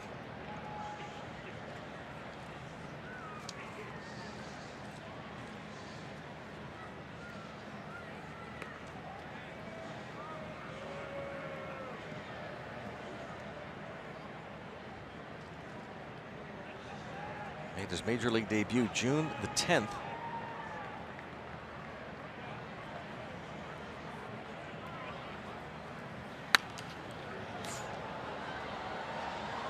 Hit one over that Clemente wall, maybe.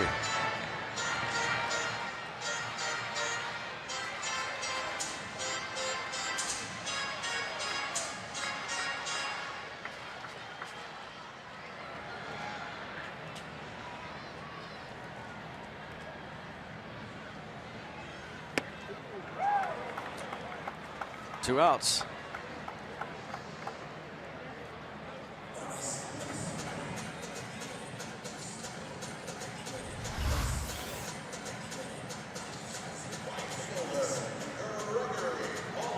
Pinch hitting is a different animal, isn't it? Yep. Such a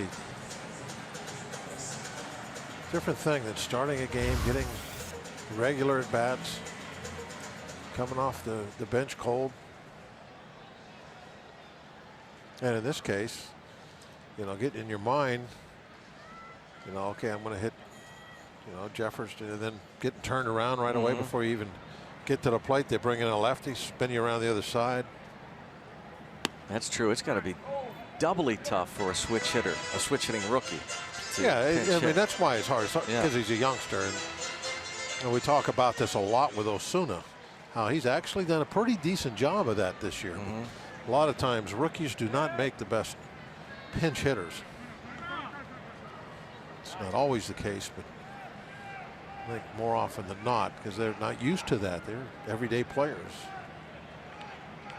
their whole lives until they get to this level. That first year, sometimes they got to sit.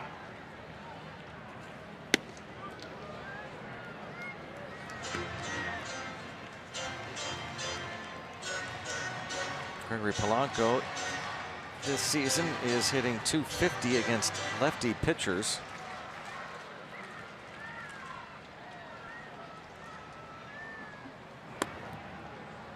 Adam Frazier did not start tonight. He's hitting .327 against lefties.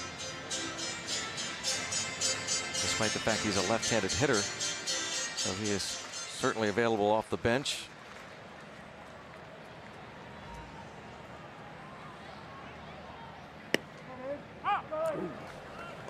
Just caught the outside corner, barely.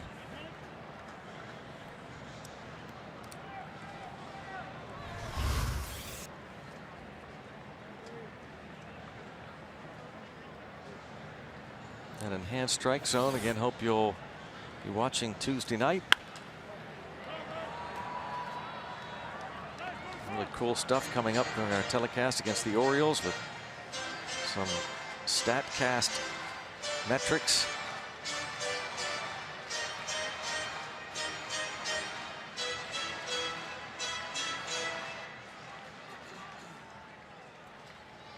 You may have even a thought watching tonight about the enhanced strike zone. Hashtag Bucks Booth. 3-2. Count remains on Polanco. Yeah, we really are looking for feedback on this, that's for sure. Don't be shy.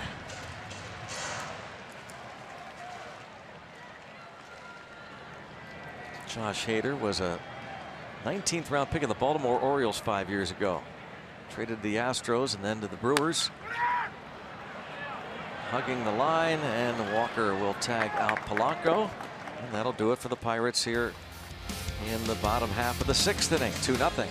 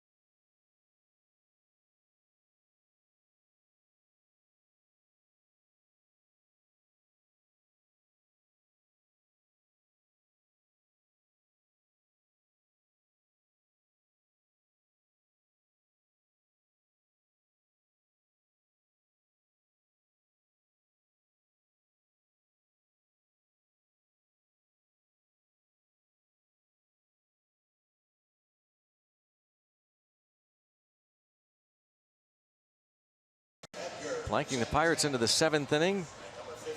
Last Kids Day of the year comes up Sunday. Pirates Cardinals 1:35. All kids 14 and under will get a 3/4 sleeve warm-up shirt thanks to StarKist.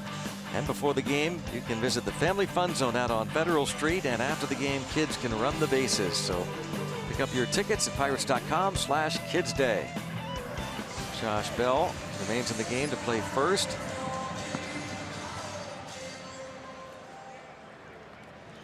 And speaking of kids,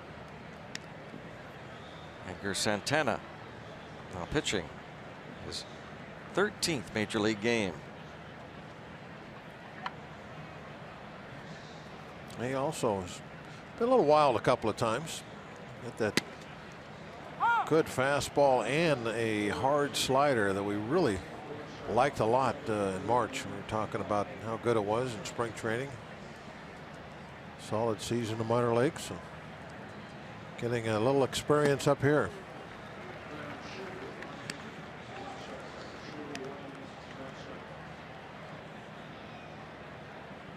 Great job, A.J. Schugel. Retired each of the 3 men he faced. Jameson Taillon's final line, 5+, couple of runs, 6 hits. There's that slider.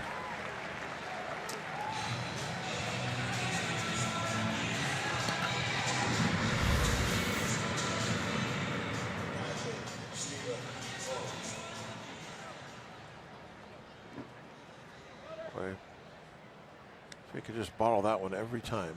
There's nothing more you could want. It had velocity, nice little bend right there at the end, dropped right to the bottom of the zone, perfect location, outside corner. It's easy, just do that every time. Yeah. 97 miles an hour on that fastball. Freeze played perfectly.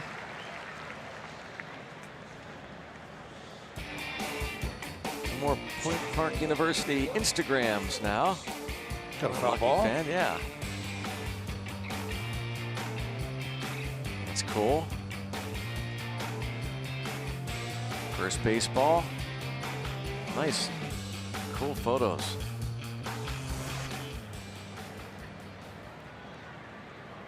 Brett Phillips with 2 outs and nobody on.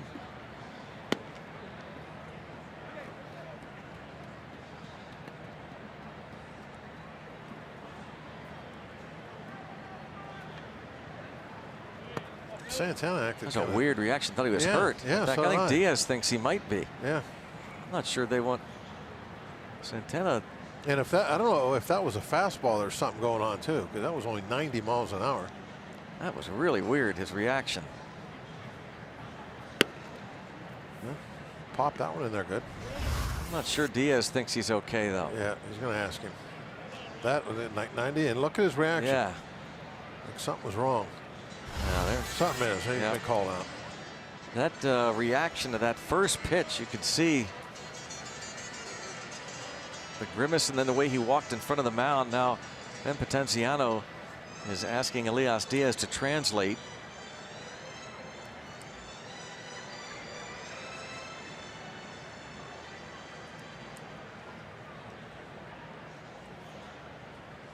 We want to be absolutely clear that he's okay, and it looks like Clint Hurdle's pointing to his side.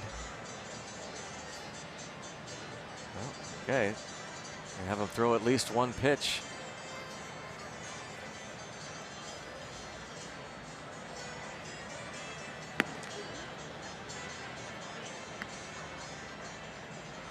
And they're convinced he's okay. Guess he threw that where he wanted.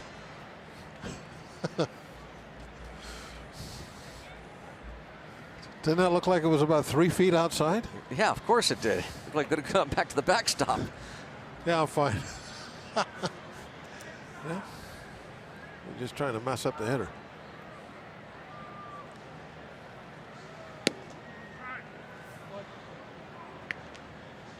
Nothing wrong with him now. But, I mean, there certainly was something wrong with the way he reacted to that first pitch.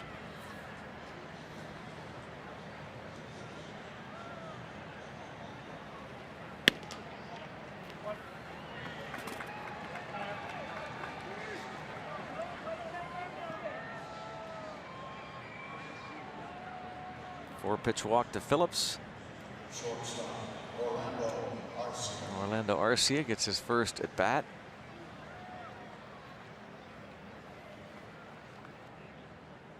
Coming on to play shortstop in the bottom of the 6th.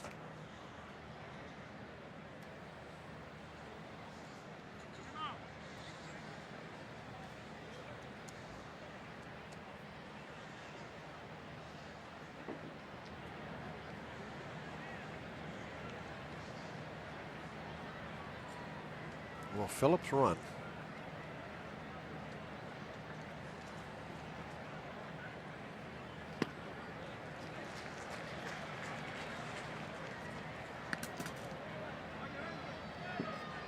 Couple of steals. Some of the things we're going to have available to us. Those 2 games against Baltimore. Somebody runs, we'll tell you how fast they run, how quick the pitcher is getting the ball out of his hand. How big a lead at first base. We got the catcher's time, how long it takes him to get the ball from his glove once it hits his glove to the middle infielder.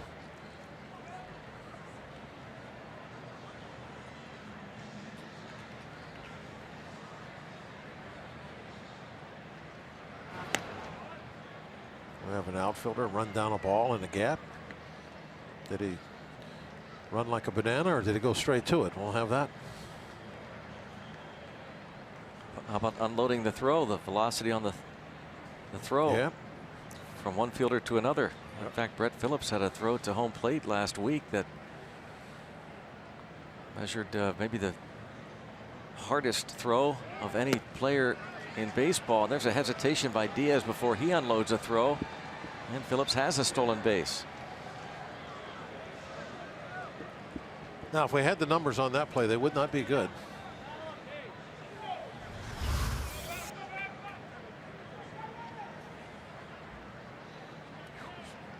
Look out, Santana. Ball almost got him. That throw coming in on one hop. If that would have been in the air right there, that'd have been a nice throw.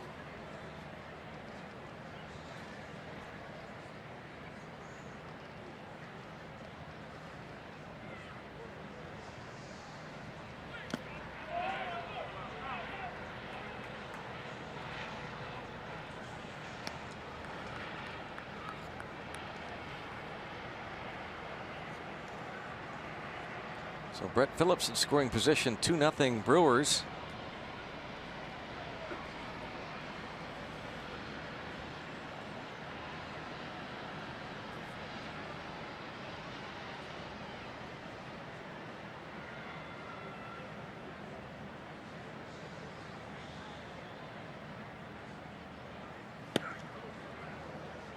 And 2-2. Edgar Santana strikes out Perez to begin the inning, then gets Vogt to ground out sharply to the left side of the infield. Walks Phillips. Sogard to follow if the inning continues.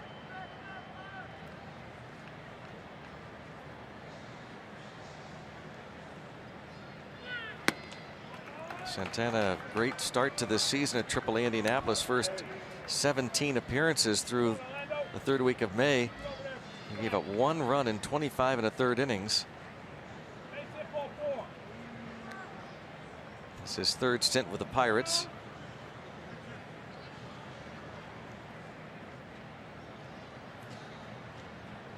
He walked a dozen in 58 innings at Indy.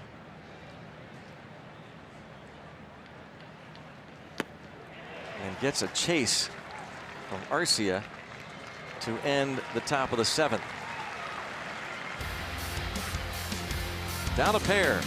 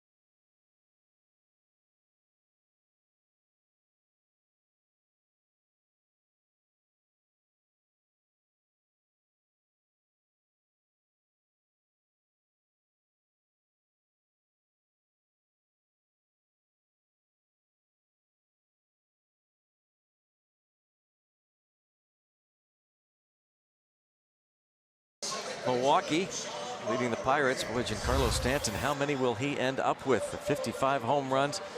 Tom Prince now talking to Edgar Santana. Ivan Nova standing alongside. Ray Searage as well. You know, watching Princey there, I wonder if when they stole that base, do you think he was supposed to have a pickoff throw or something? You wonder. And maybe that's why Diaz was kind of thrown off his game on the ensuing throw to second base, because he thought, you know, there's not even a pitch coming home. That would make the most sense. That's why, I mean, Tom Prince calls those pickoffs. So that would make a lot of sense. And Diaz wasn't even part of that conversation. So again, but that explains it. You know, that's the strong suit of Diaz's game, is throwing to second base, and certainly was a poor throw in that regard.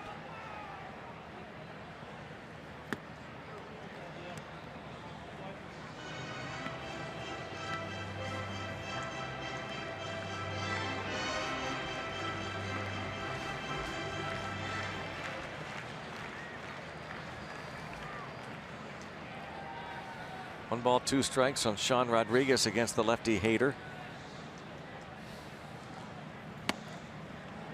Rodriguez down on strikes for a second time. Hader has retired each of the 3 Pirates he's faced with a couple of strikeouts. Nissan Road ahead tomorrow. Middle game of the series. It's Chase Anderson for the Brewers against Trevor Williams. Repeating that the Brewers started this day 4 back of the Cubs in the Central, 2.5 behind the Rockies for the second wild card spot. Cubs not playing tonight. They are in St. Petersburg, Florida against the Rays tomorrow, interleague. While the Chicago Cubs, the Colorado Rockies rather, will be taking on the Giants in San Francisco tomorrow.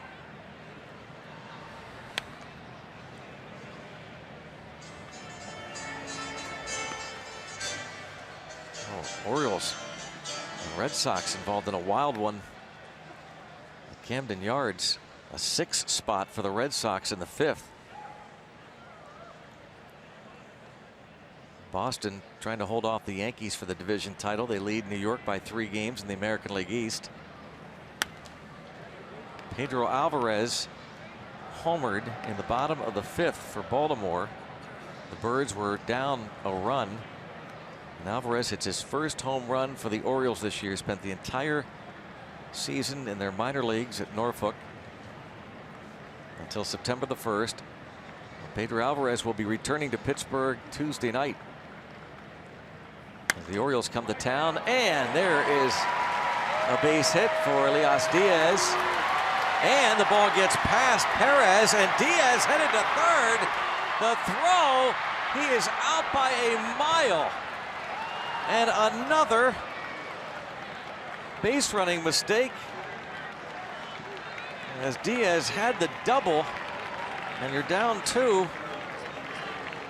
The ball got away from Perez, but that was not close at third. Yeah, another thing too, Greg.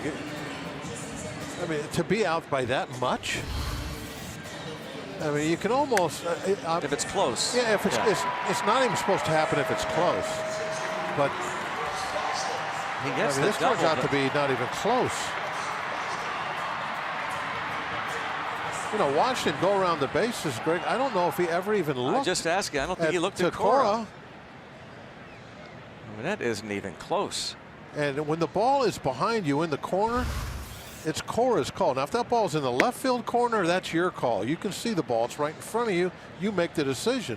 But when it's behind you, you have to use your third base coach. Third base coach has to make that call. You can see how Cora was extremely disappointed in Diaz, knowing Diaz should not have been going to third base. Never looks up. No, never looked at all. Until maybe like right now. Way too late now.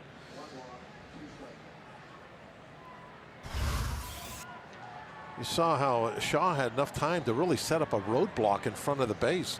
He put his leg in front of the base. He put his glove down there. There was no trick slide was going to get him through. Bob, I know that's the question you asked me the other day. Can you block the base? Oh, remember? Right, yeah. But I think we'll probably hear this. It's a rookie mistake, and Diaz is a rookie. But I don't understand that because.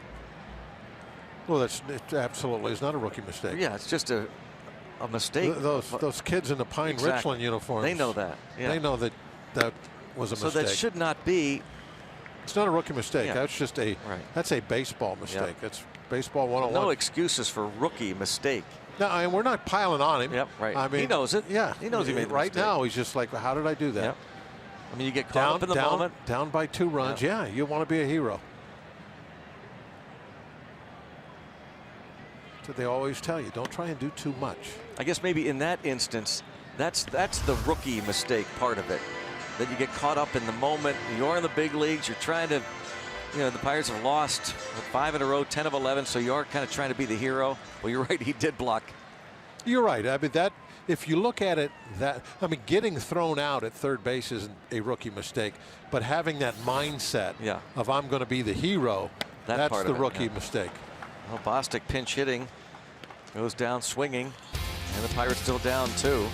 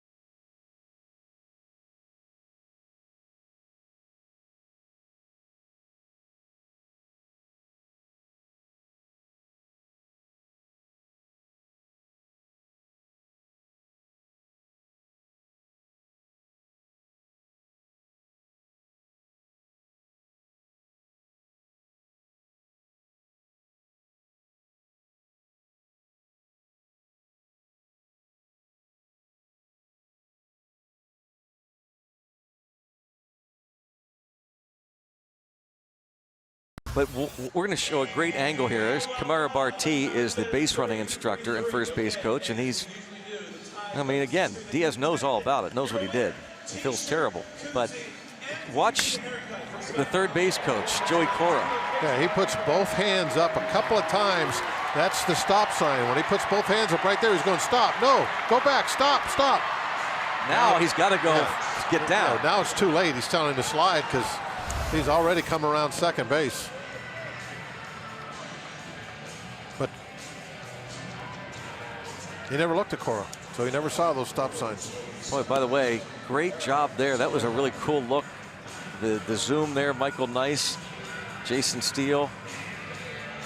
Great look at the third base coach putting up the stop sign, though Diaz was not looking, and then frantically waving him down once it became too late. There was nothing Cora could do by that point.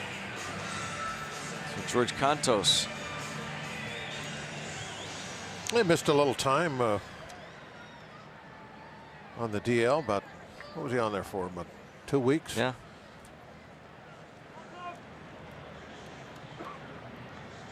Definitely going to have some significant innings next season in that bullpen. Cantos' numbers with the Giants and Pirates, that combination.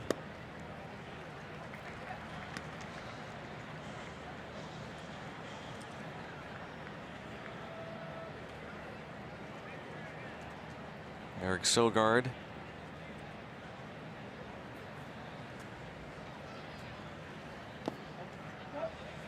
With his Pirates offense. They were 3 hit yesterday by 4 different Reds pitchers. Scored 2 runs on the J-So homer in the 8th. He scored 1 run on Saturday on a McCutchen homer in the 9th.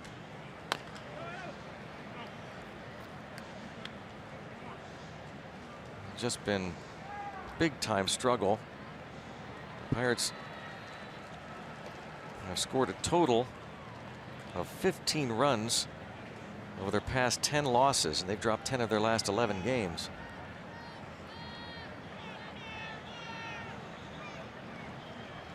Yeah, Starling Marte not in the lineup again.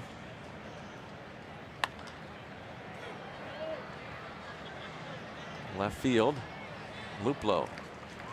I like that shot of Diaz that we just had on there, Greg.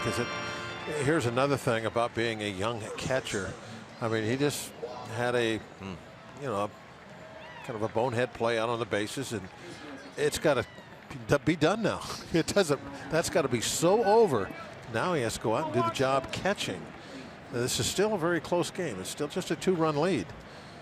So he can't even spend any time thinking about that play, really, at least not now. As hard as that is to do.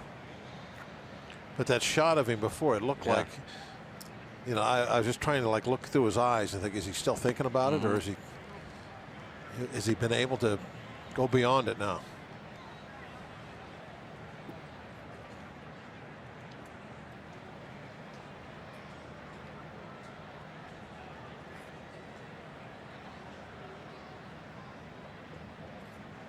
He figures to get a whole lot of catching and playing time next year. Talked about that early tonight, about how the Pirates will divvy up the playing time next year with Cervelli. They're going to try and do their best to keep him healthy. And as Neil Huntington said yesterday on his radio show, that's something that the Pirates will plan out. Maybe that's the best thing to do with Cervelli, is to not have him catching every single day except for day game after night game. Back it way off. Diaz will do some catching in winter ball this year.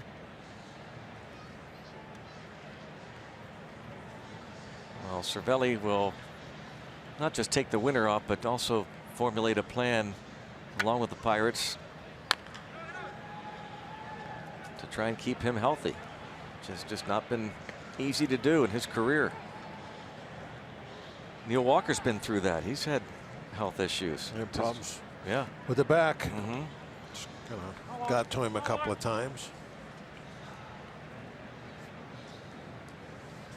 You know, it's not a physical game like hockey or football, but it is a grind for 6 months, day in and day out, and it takes its physical toll. It's tough to go out there and not get hurt and make somehow. all the starts that you're supposed to make as a pitcher, make all the lineups that you can as a everyday player. And here, you know, Neil Walker tears a hamstring in the middle of June and misses a month. Yeah, I forgot about that. You're right. That was just this year. Just talking about Adam Frazier this year. First time ever he's had hamstring injuries, and just a couple of fluke incidents. One on the right leg, one on the left. The Polanco, the Pirates are talking about maybe changing the training regimen for him.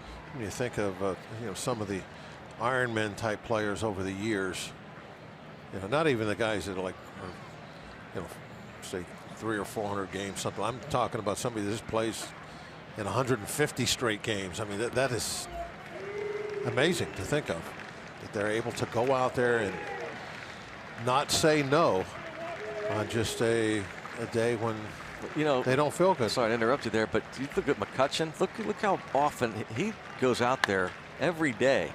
And another hit for Walker. Yeah, they'll give him a day off occasionally, but it's not like he goes in and say, no, I'm not going to play today. I can't, you know. A demanding position, center field in the big leagues, and he's out there just about every single day. I'm sure he would be shocked if he walked in and didn't see his name in that lineup. But yeah, Clint kind of has to little maintenance days off every now and then for guys like Kutch. Jordy, another guy that never asked for a day off.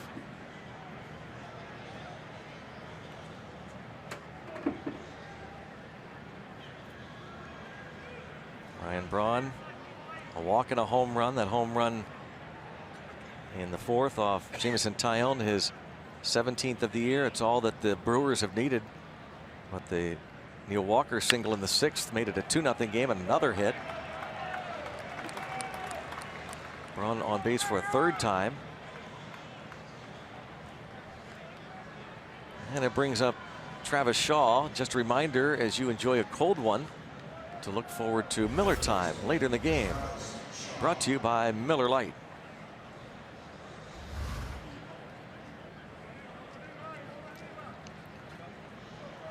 Contos gets Sogard to fly to shallow left, then Walker and Braun with hits. Johnny Barbado will start to loosen.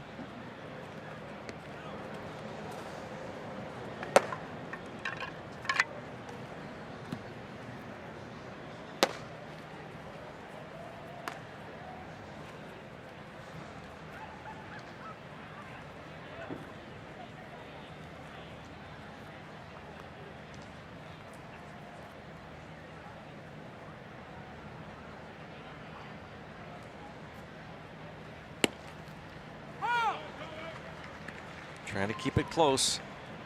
Down a pair.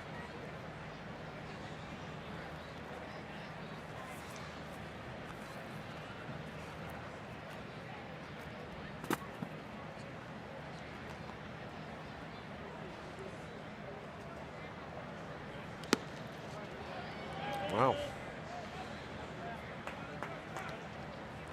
How'd that one not get to the backstop? Yeah, really.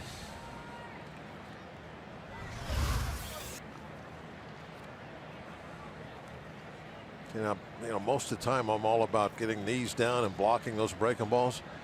But when the breaking ball hits out in front of home plate and off to the side, then it's any way you can get it. Got to go for it. Well, Jordy Mercer lets that one go under the glove, and it's a 3-0 ball game. Tried to knock it down as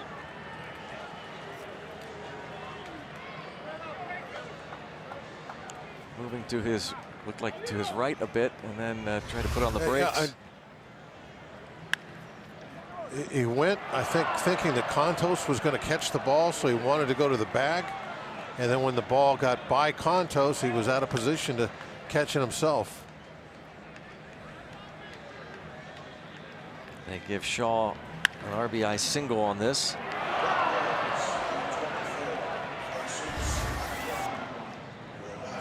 He definitely broke to the bag, and ball was going the other way.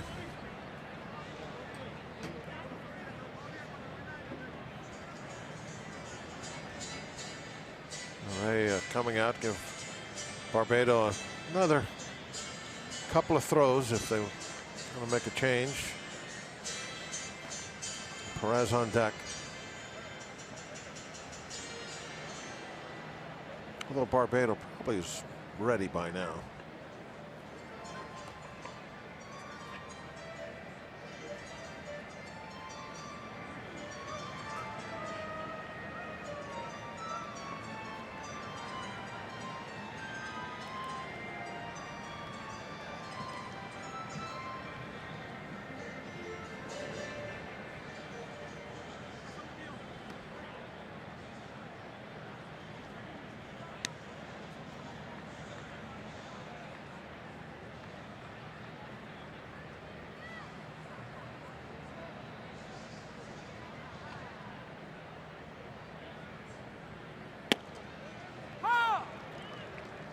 Pinch hitter Jesus Aguilar.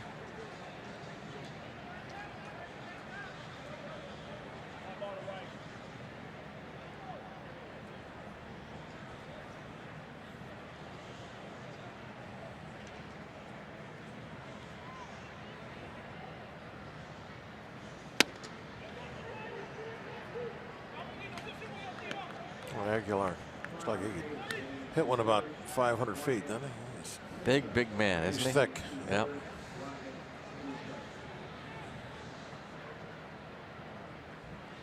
Big legs.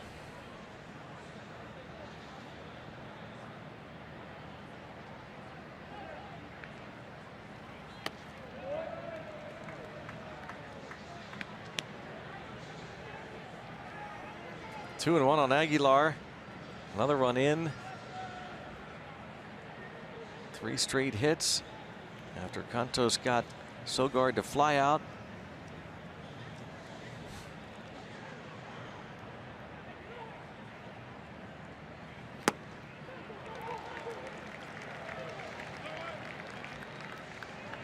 The Brewers have a chance to move within 2 games of the Rockies in the wild card. Boy, that had a nice little cutting break right there at the end.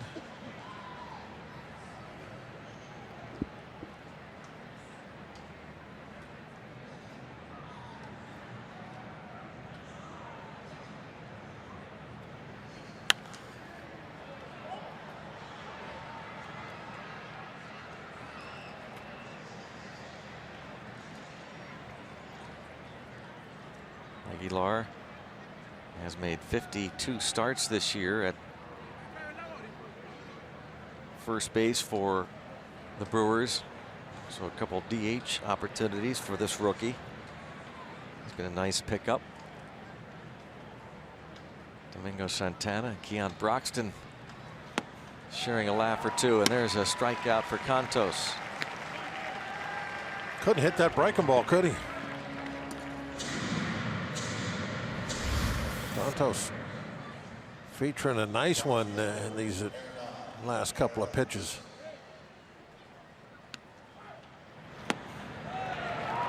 Ouch.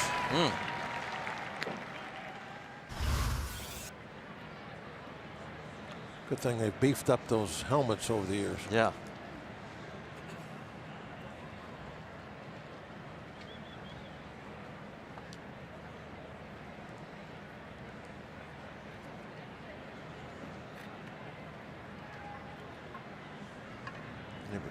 Talking about that breaking ball, how good it is. Another one.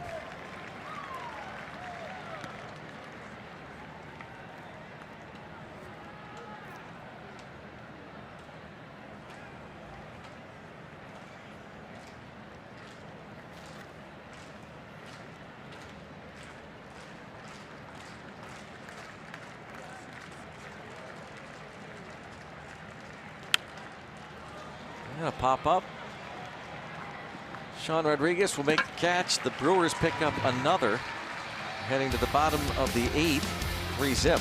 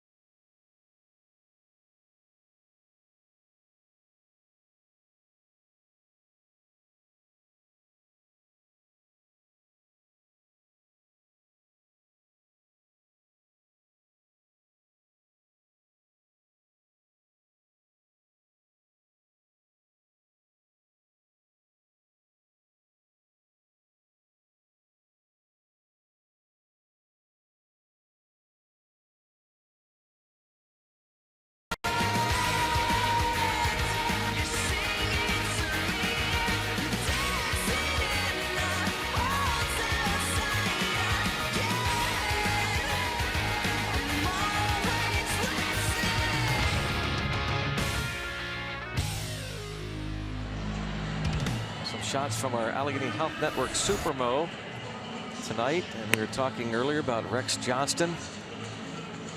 Answer that trivia question, the only man to have played for both the Pittsburgh Pirates and the Pittsburgh Steelers.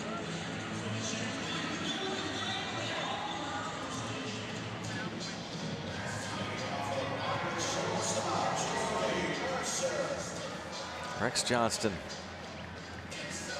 What a night it has been for him, and hoping Pirates will pull off a comeback win. Well, we're keeping it close. Barely close. Anthony Swarzak setting up Corey Knebel. Yeah, he's had a nice season. Coming over from the White Sox. 68 innings, .213 opponent batting average. By the way, you might have seen Rex Johnston wearing that number 4. And the Pirates didn't retire the Kiner last guy to number wear 4 until the was 80s. LaValliere. That's right. LaValliere's the last one. Now, I'm trying to think, was it retired during his? Did he have to give up 4 then eventually? Do you know? LaValliere gave up 4 during the season when they retired. During the season, yeah. That's what it was. I think I pitched that night. Really? Yep. I have a memory of being in the bullpen and I think warming up. Maybe I was just sitting down there. I don't know. When they were taking Kiner around like in a convertible, like a open big convertible around the field the Yep. night that they retired his uniform. And I guess the day before was the last time LaValliere had wore it. Unless they had taken away earlier than that. But I know that that was his first number, was 4. Pirates retired number 4 in 1987.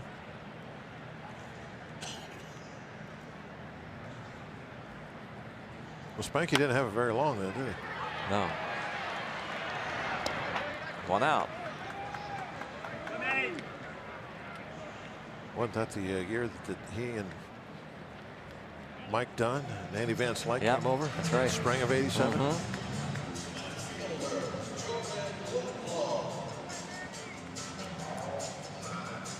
Quaylen Nassar was working in the Pirates marketing department and helped set up that Kiner night in 1987. She might be watching right now and remembering that ceremony. Pirates retired Maz's number that same year, number 9. Jordan Luplow is 0 for 3.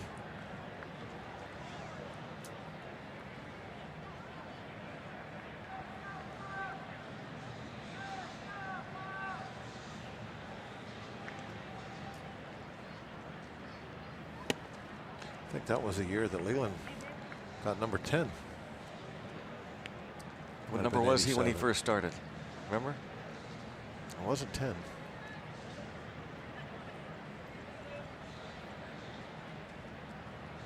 Mike Diaz had 10.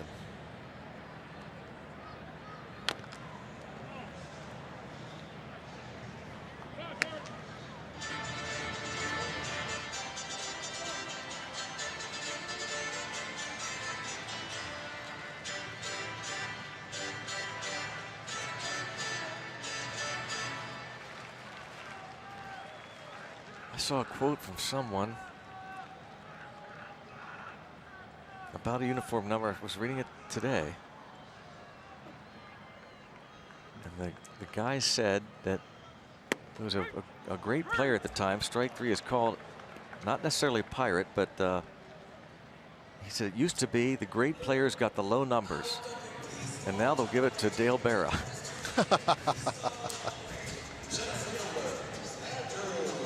Well, and Dale was the son of a right. Hall of Famer. Right. I could see that. Yeah.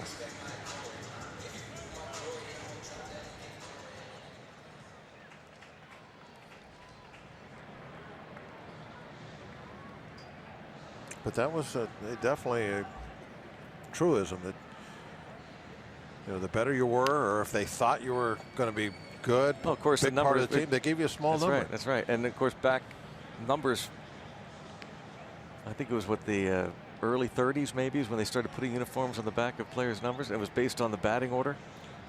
So and evolved from there. Babe Ruth at number 3. That's right.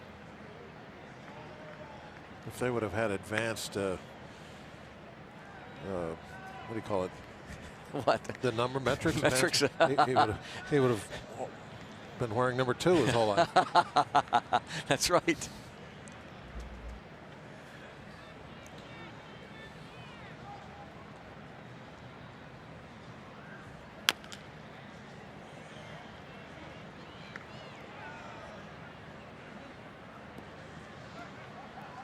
One and two on McCutchen with 2 outs. Billy Meyer, former Pirates manager. One-time leadoff hitter, apparently.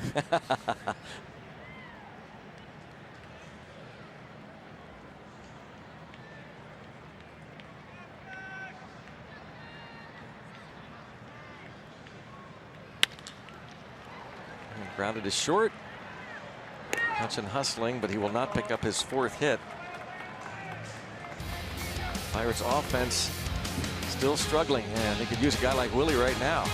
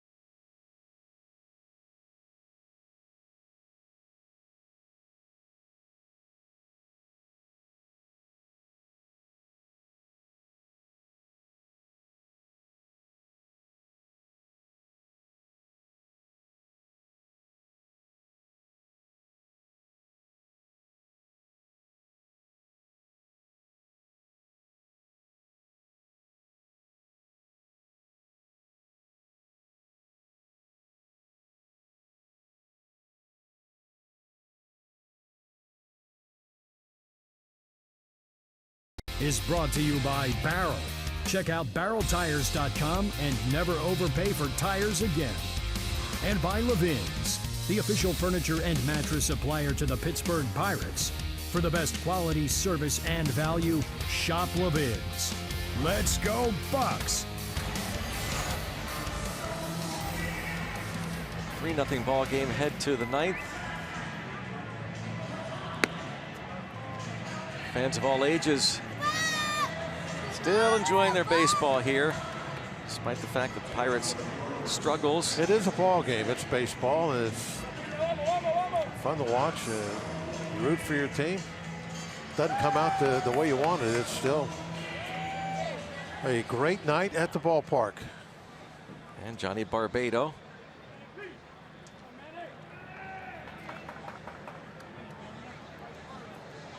Faces Manny Pena, who bats for the first time. See, Barbado has been with the Pirates a couple different stints.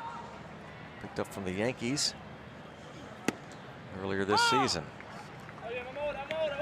Yankees, by the way, are hosting the Twins, and they lead 2-1. The Twins currently own the 2nd wild card spot in the American League, 2 up on the Angels. The Yankees have a 4-game lead on the Twins for the top slot in the American League wild card. So 2 really big surprises this year. You'd have to say the Twins, who would go to the playoffs if the season ended today, and the Brewers, who still have a shot.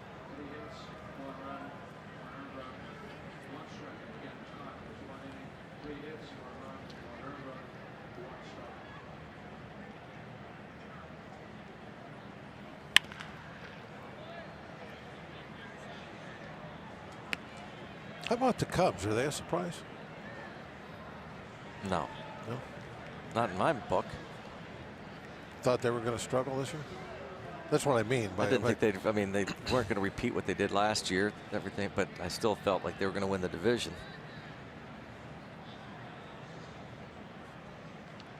I didn't have this Brewers team doing this, that's for sure. In fact, I figured the Brewers had a chance to finish at the bottom of this division. What about you? Oh yeah, I agree. But looking at the Cubs on paper, I thought they, win 95, 96 games this year, which would be quite a bit down from where they were last season. But I really thought that they would be a stronger club, and they pretty much struggled all year until just recently. You could still end up with 93 wins. Yeah, they've had a September push, that's for sure.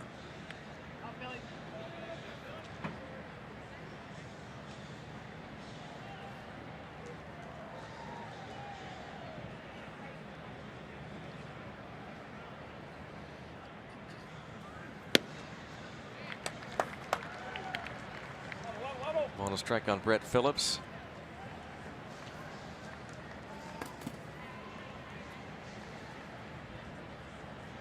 The Brewers have not enjoyed many seasons with postseason play. Postseason history.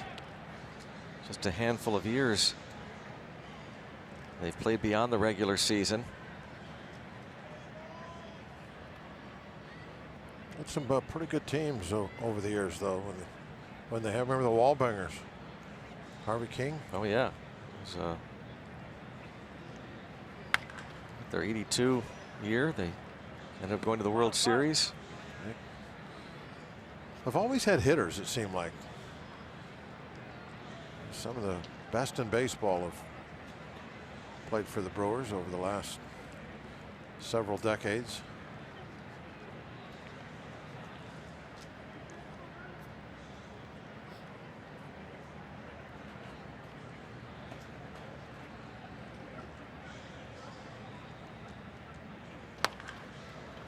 That is a fair ball. Brett Phillips heads to second. Polanco will fire it toward the infield, but Phillips stand-up double. Knew he had a double. He threw it to third. Hold him there. And it will bring up Orlando Arcia for a second time tonight. So the Brewers, 49 years. They played in Seattle for 1 year. They were the Seattle Pilots in 1969. And the Pilots moved in 1970. Back in Seattle. Thanks to Bud Selig. They brought the Pilots to Milwaukee in 15 winning seasons. Entering this year, 4 postseason appearances. They lost that World Series to the Cardinals in '82. They are 8-14 in postseason play. Last went to postseason in 2011. Pilots were made famous in the book Ball 4. Jim Bouton. Now, the question about who their manager was in '69? Is his last name Schultz? I'm trying to think back to the. I'm thinking of the book. Oh, okay. Phillips will dive back to the bag. The out is recorded. Middle game of the series again is tomorrow.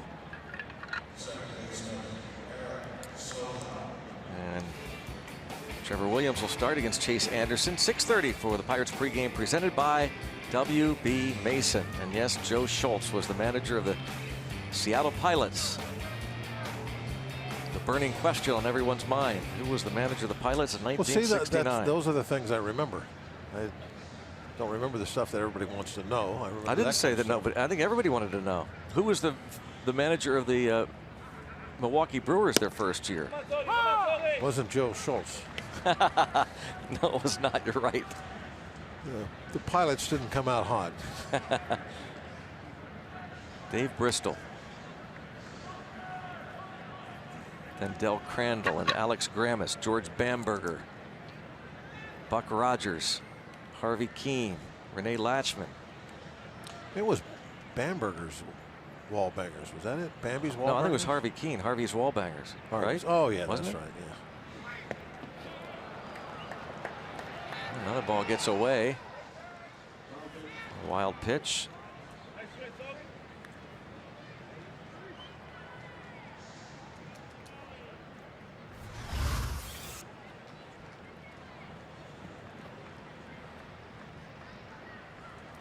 That is a wild pitch. Yep.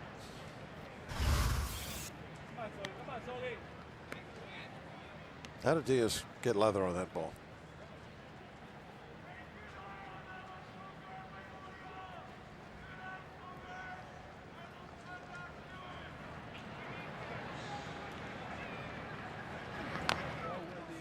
Sogard trying to bunt for a hit with 2 outs and with Freese in at third.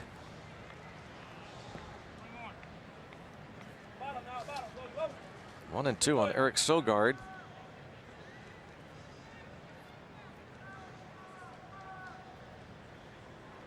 Facing Johnny Barbado with 2 outs here in the 9th. Tyone started. He's on the hook. Corey Knebel in a safe situation right now.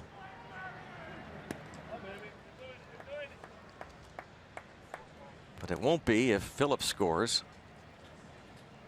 It was a scoreless game until the 4th when Ryan Braun homered off Jameson Tyone. Tyone walked a man with 2 outs in the 1st, and then struck out Travis Shaw, gave up a leadoff hit to Eric Thames in the 2nd, got a double play ball, a 1-2-3 third, and the Braun home run.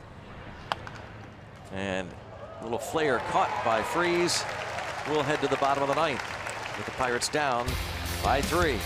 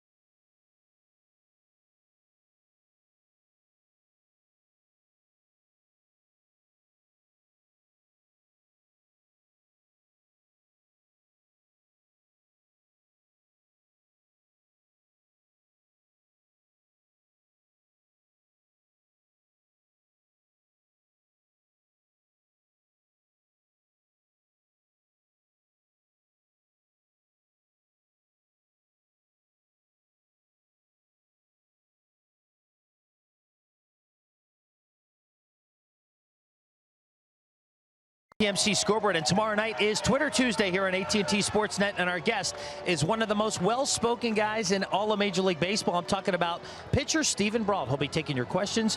Use the hashtag BucksTuesday and ask anything about his journey from coming over from the Baltimore Orioles organization as a minor leaguer and working his way up through the Pirates system. And now he's a big leaguer. He's going to make a start on Wednesday. He also plays in a band. He's a pretty good hitter. He's a very, very interesting guy, is Steven Brault, and we'll sit down with him and take your questions via the hashtag BucksTuesday on Twitter Tuesday. Brownie, let's hope we can get a couple runs here in the bottom of the 9th. Yeah, well, 3 to be exact, Robbie. That'd be at least get you to extras. 4 would be even better. I want to ask Steven Brault what we have asked you about the enhanced strike zone. I wonder if a pitcher likes to see. I imagine, Bob, when you were pitching, it'd be cool to see that, the enhanced strike zone, that movement on your pitches. No, I don't want to see that. No? All right. Talk to you later. No, I refuse to watch. You know, we had VCRs back then. And I refuse to ever watch any of those. A video tapes. cassette recorder? You mean? Yeah, the big tapes. They're size of like a couple pieces of Texas toast. You slide them into a thing. A couple of pieces of Texas toast. Yeah, that's how they have big, thick things. Yeah, I know. You know what Texas a small toast book. is? Yeah. A media guide. The size of a media guide. Well, I used to insert a media guide. Didn't like to watch that stuff. By the way, did you see the new Jolly Roger up there that waving around? Is that what the that red is? Skeleton? Yeah, I like that a lot. I saw there's like a chart thing that shows where all the different pirate flags and what captains flew different ones. Kind of neat. I think that I remember that one on the chart. That kind of red skeleton. That's old school, isn't it? Real old school. That's Red Skelton. Is that who that is? Yes. Thank you, Jason. That little Red Skelton, you could watch him on the old VCRs. Let me ask you this: how does Jason even know who Red Skelton is? They have reruns. They've got YouTube, DVDs. All right. Old. Now that's old too, isn't it? Yeah, DVDs. Those are done. Going back to VCR days.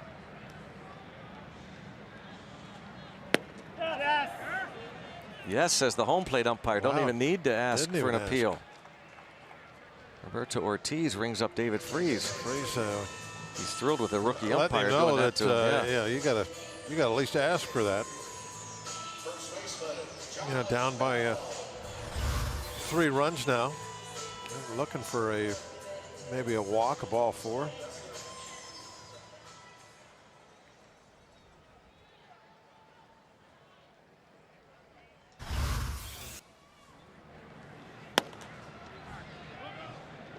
Here's Josh Bell,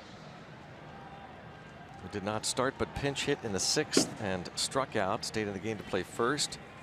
You're talking about how difficult it is in this day and age to play as many games as even 150 of the 162 game schedule. But how about for a rookie? He is in really rare territory in Pirates history right now. Yeah, you're right about that. He stayed remarkably healthy. There have been 8 Pirates rookies to play as many as 150 games, and he's playing in his 149th. Like Tony Womack, the last rookie to play as many games as Bell, like in 1997.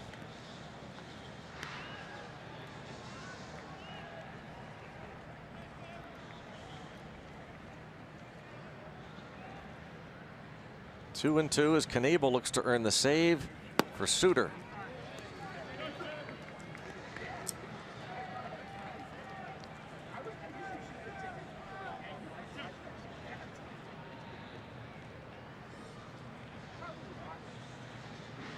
Gregory Polanco hoping for an opportunity with a man on base. Need to get 2 men on. Any way you can.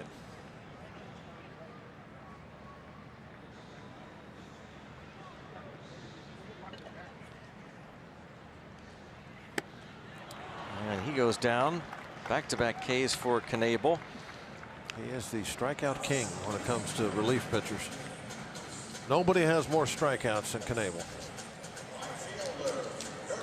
In terms of his saves, one more, 36. He is 4th in the National League in the saves department.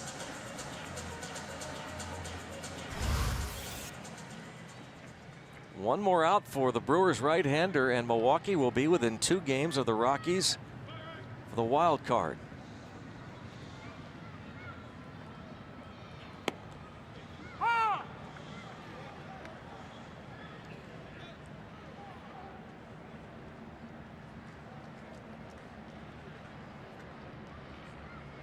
Pirates with 7 hits, 3 of them from Andrew McCutchen. McCutchen a 3-for-4 day. Jordy Mercer a hit. David Freese singled in the 1st inning. Elias Diaz doubled but was thrown out at 3rd in the 7th. And Polanco will get another hit. And he's going to second base. Oh my goodness, that is just inexcusable. It's unbelievable. He just got thrown out at second. I think they're going to challenge it, though. They have to. Well, yeah, they have to, of course. It'd be the third out if they don't. I mean, you absolutely have to challenge this. I mean, it's just incredible.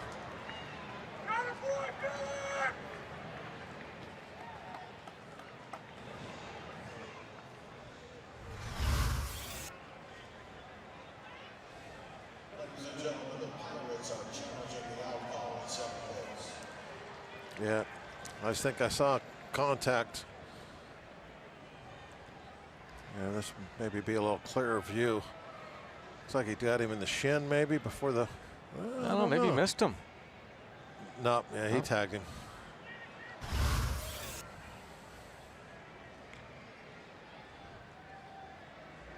What a way to end this game. That'll be a different kind of walk-off. Yeah, they all know it. Thrown out at second to end the game, down 3-0. Well,